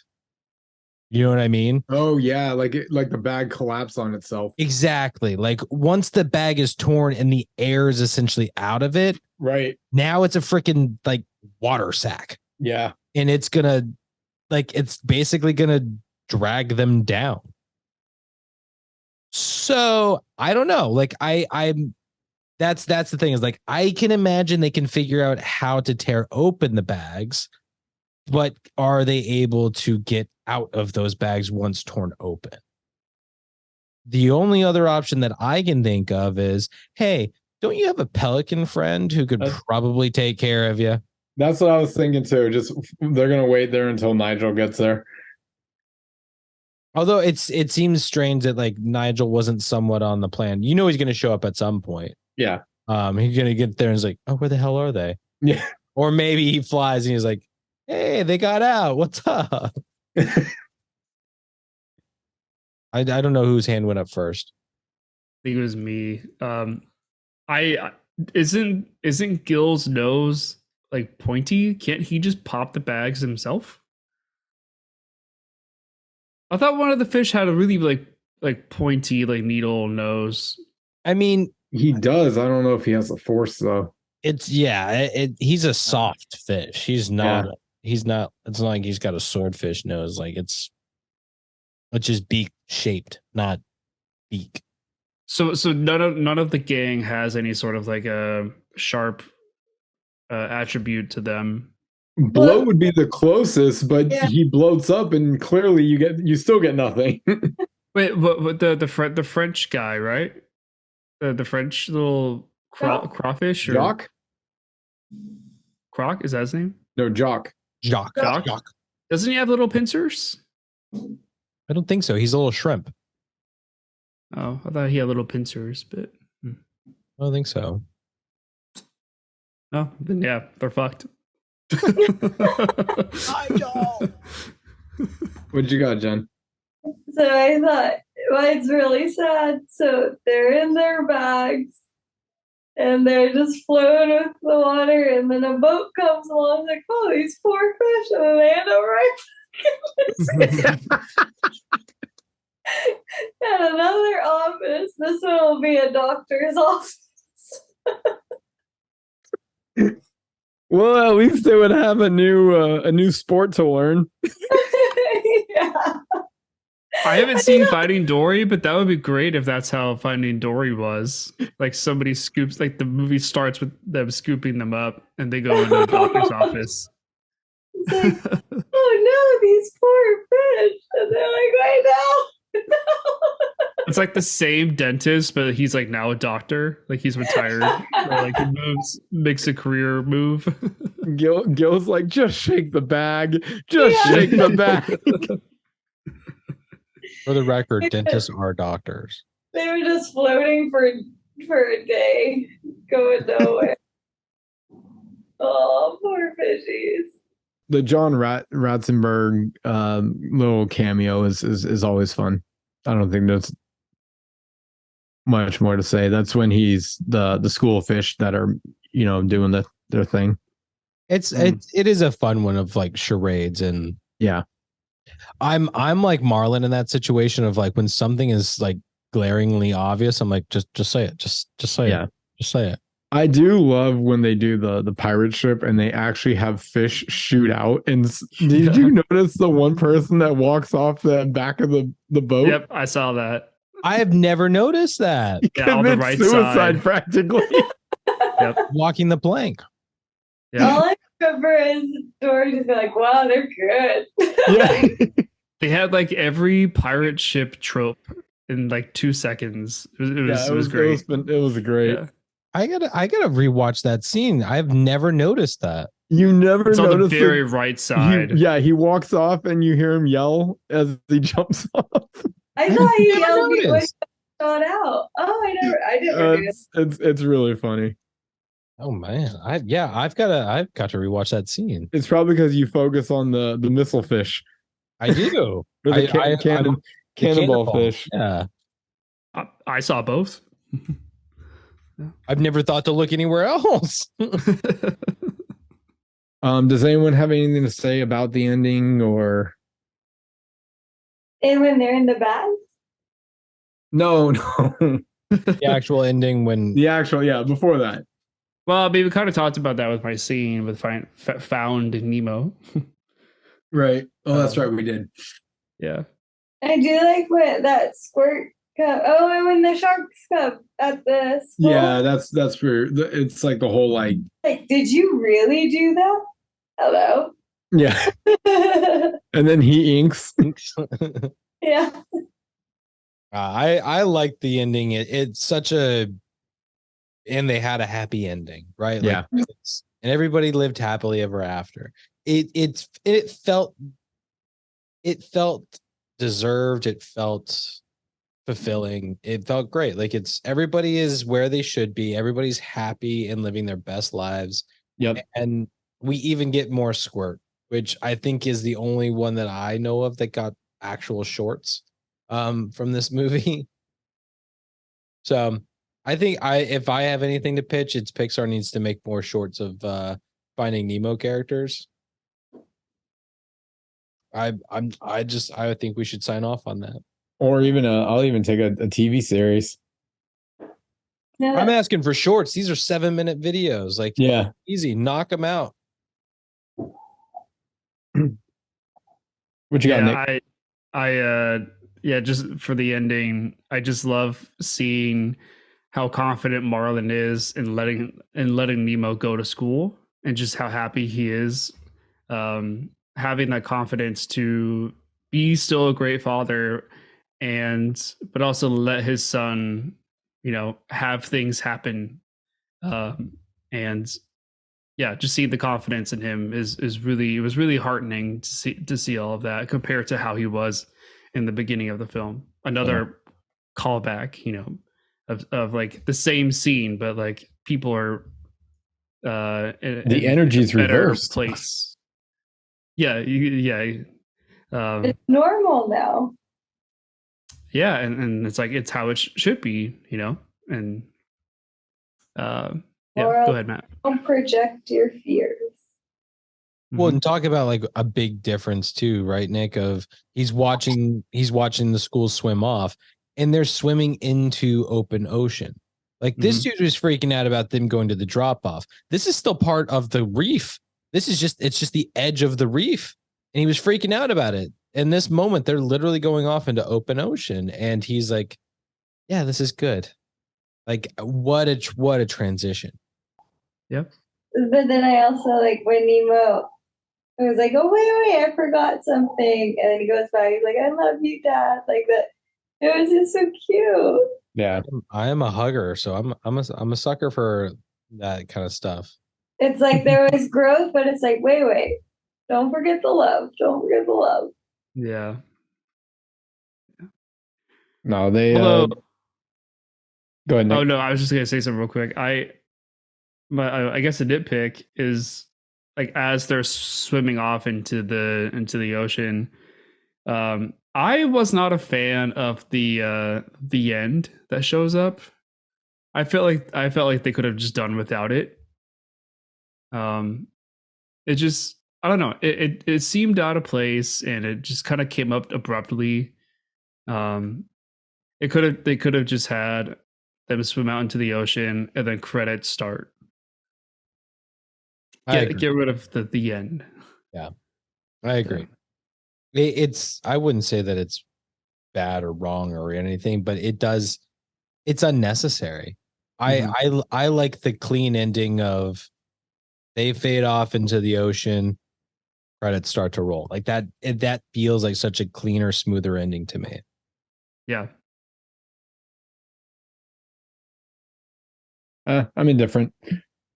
I was born and raised on Disney movies, and a lot of them always told you the end. So I guess this is something you're kind of used to. You know, coming from sequels. So was it really Disney camp? Frozen 16, the end. 16. Do you know, it'd be another if they were to, like, they already did Finding Dory, but if they were to do like a third one, Finding Squirt. What? Finding Squirt. No, it would be Finding Home, where you get the reverse journey back to home and everything that they experience on the way home. Because you know, in Finding Nemo that they made it home. How did they get home? Oh, essentially Marlin's like, "Hey son, I found you. All right, now let's go home." And now they have to go home, and they are, I mean, miles away from their anemone. So yeah. What was that adventure like? That would be amazing to just see like the journey home. You know, I agree with you. I don't think it's worth a full movie, but it would be interesting to note because Marlin went through all of that stuff crossing the ocean. Now he has to do it with his son. Yeah. Like the nice part is there's no more urgency, but the dangers are still there. It's the ocean, man. It's the ocean. He's very far from his shark buddies. Yeah, I would go find my shark buddy. Yeah, finding Bruce. That would be my first move. Like, Bruce, does anybody know Bruce? He's a shark. What are you looking for a shark for? None of your business. I just want to know where Bruce is. All right. Yeah. I agree with everything you guys are saying about the ending. It just, they did a great job ending this one. This is what I wrote down for crush to Marlin. It's not like anything meaningful, but I just love the way his like surfer like bro, you know, talk is. He was like, I saw the whole thing, dude. You were like, whoa. And then you were like, whoa. And then you were like, whoa. Like, I don't know. No, his delivery was great on that. I'm H2O intolerant. Oh. I think the next kid tops it. I'm obnoxious. At least he knows it. So then the other one is, and it's more of like the delivery of it more than anything, but it's when Bloat gets angry or frustrated. He's frustrated and he goes, there we go. I love it. I love when he says, there I go, as he's just this plumped up puffer fish just floating off screen. And then the last one is just the seagulls. Mine. Oh no, I hate them. The most annoying animals ever. Big time. Mine. What is the owners of the boats move? I mean, I would hope and imagine he's got insurance for that kind of reason. But like, how do you explain, God, what, 50 seagulls crashing into your sails? It's like, and what does the other side of that sail look like? Bunch of seagull butts. Bunch of seagull butts. Yeah. They're all like pooping at the same time on the boat. Like, Oh my God. How horrible would that be? Make it a real poop deck. Oh, dear God. Yeah. That poor guy's just standing down there like, the hell just, ah! Like, Yeah. it's a literal shitstorm. yeah. Yeah. I kind of want like a short, like a PIXAR short of just the seagulls, of like what they're doing the whole time. In the nuts. Oh my gosh, no. Cool. Okay. Well, I think we're at final thoughts. So, Yeah. Any volunteers for who wants to go first? Okay. So final thoughts. Fantastic movie. They really did do a good job. And I appreciate this more now as an adult than I did as a kid. That's for sure. And I'll definitely keep this movie as a go-to whenever I feel like watching it animated. And who wins it? I have to give it to Ellen DeGeneres. She absolutely nailed the character of Dory, and she keeps it so entertaining, and she just did a phenomenal job. I'll go next just to knock it out. This has been a fantastic talk. It's been a lot of fun. This is a great movie. Always a blast to talk about. Always enjoyable to watch. It's like I said before, it's incredible what they did in the making of this. It's beautiful start to finish. It's a really, really good movie, really good story, really good storytelling. As far as animation goes, just breathtaking. It really is. For who wins the movie, hands down, it's Ellen, it's Dory. I mean, the fact that there's a sequel and it's Finding Dory is not a surprise in the slightest. She steals the show and she's absolutely incredible. She comes with the comedy. She's fantastic throughout and she hits you with the emotions at the end. Like she was a full character and she did a fantastic job. I do want to shout out Albert Brooks just because phenomenal man. And I think probably today's generation a lot less familiar with him, but a truly hilarious man, but also a phenomenal actor. Like the emotions that he hits in this movie too. Like he's Nemo's dad. Like we don't talk about him much, but he deserves a lot more respect than he typically gets. Like he is a phenomenal character, is a phenomenal dad, and voiced very well by Alfred Brooks. It was really good watching this film. Albert, I said watching it. Albert, sorry, kill me right now. Albert Brooks. I want to shoot myself. I'm so sorry, Nick. Do you want to hand me the gun? Yes, Or- right here. Right there. No. Leave yeah, the gun, take the cannoli.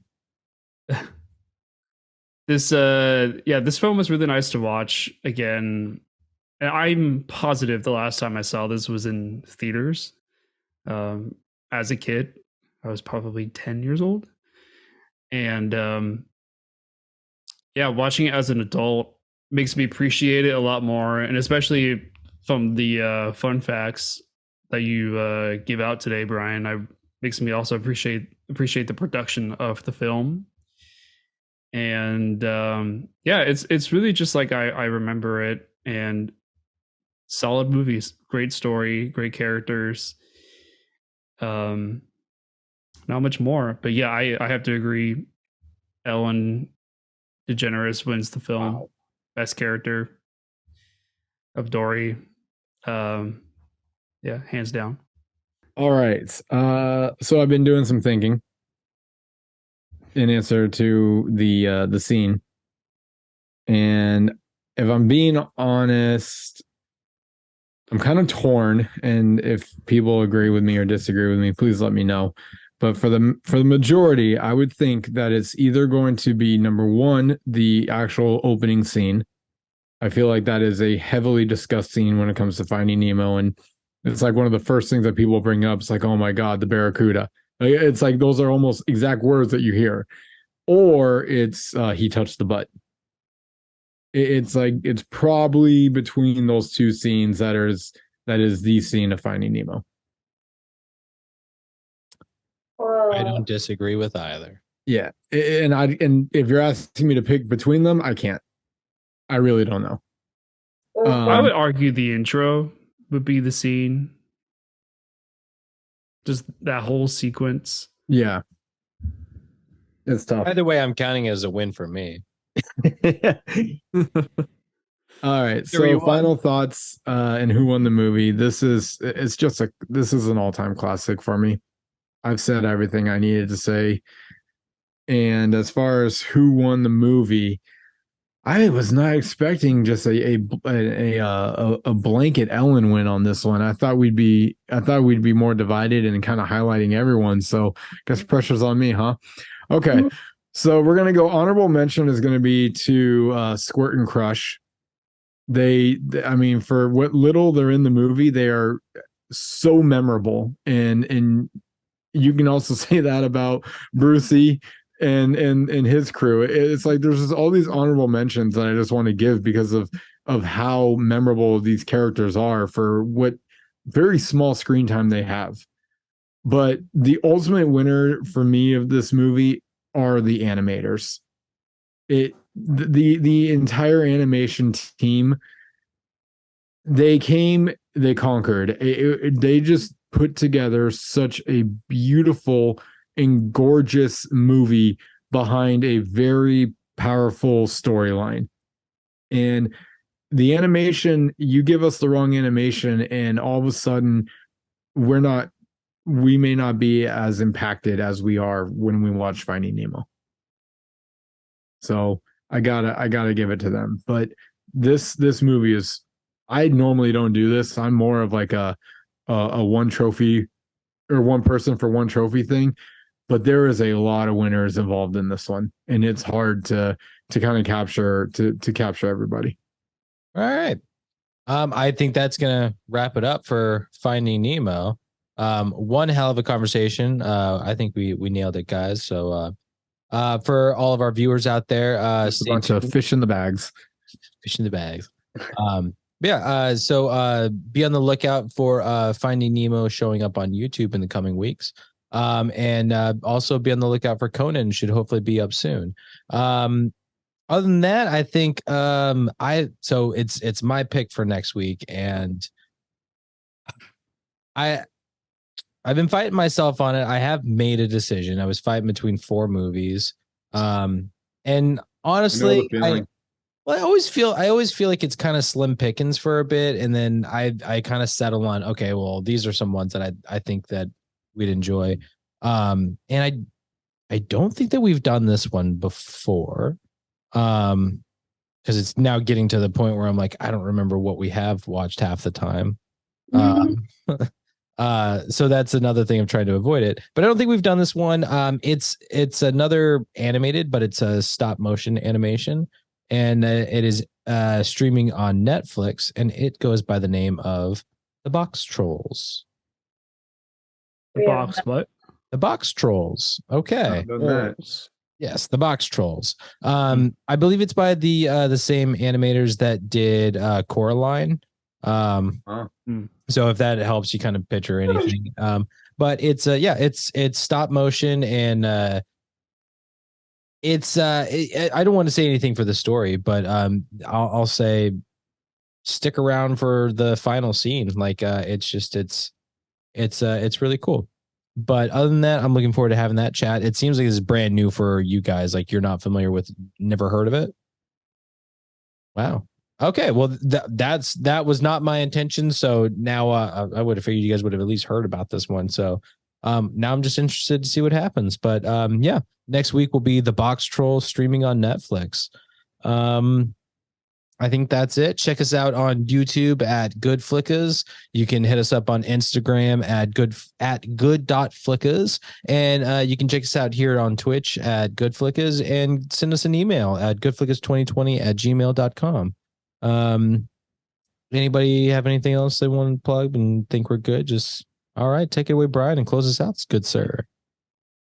All right, our little fishy fams. thank you so much for listening to us. This has definitely been a fun one. And, this Finding Nemo definitely taught us a lot of life lessons that I'm sure we can all take by. So we'll end on this lesson. Life is short, and sometimes you just have to keep swimming and touch the butt. We'll see you next week. Nice. That was good. Gotta touch the butt.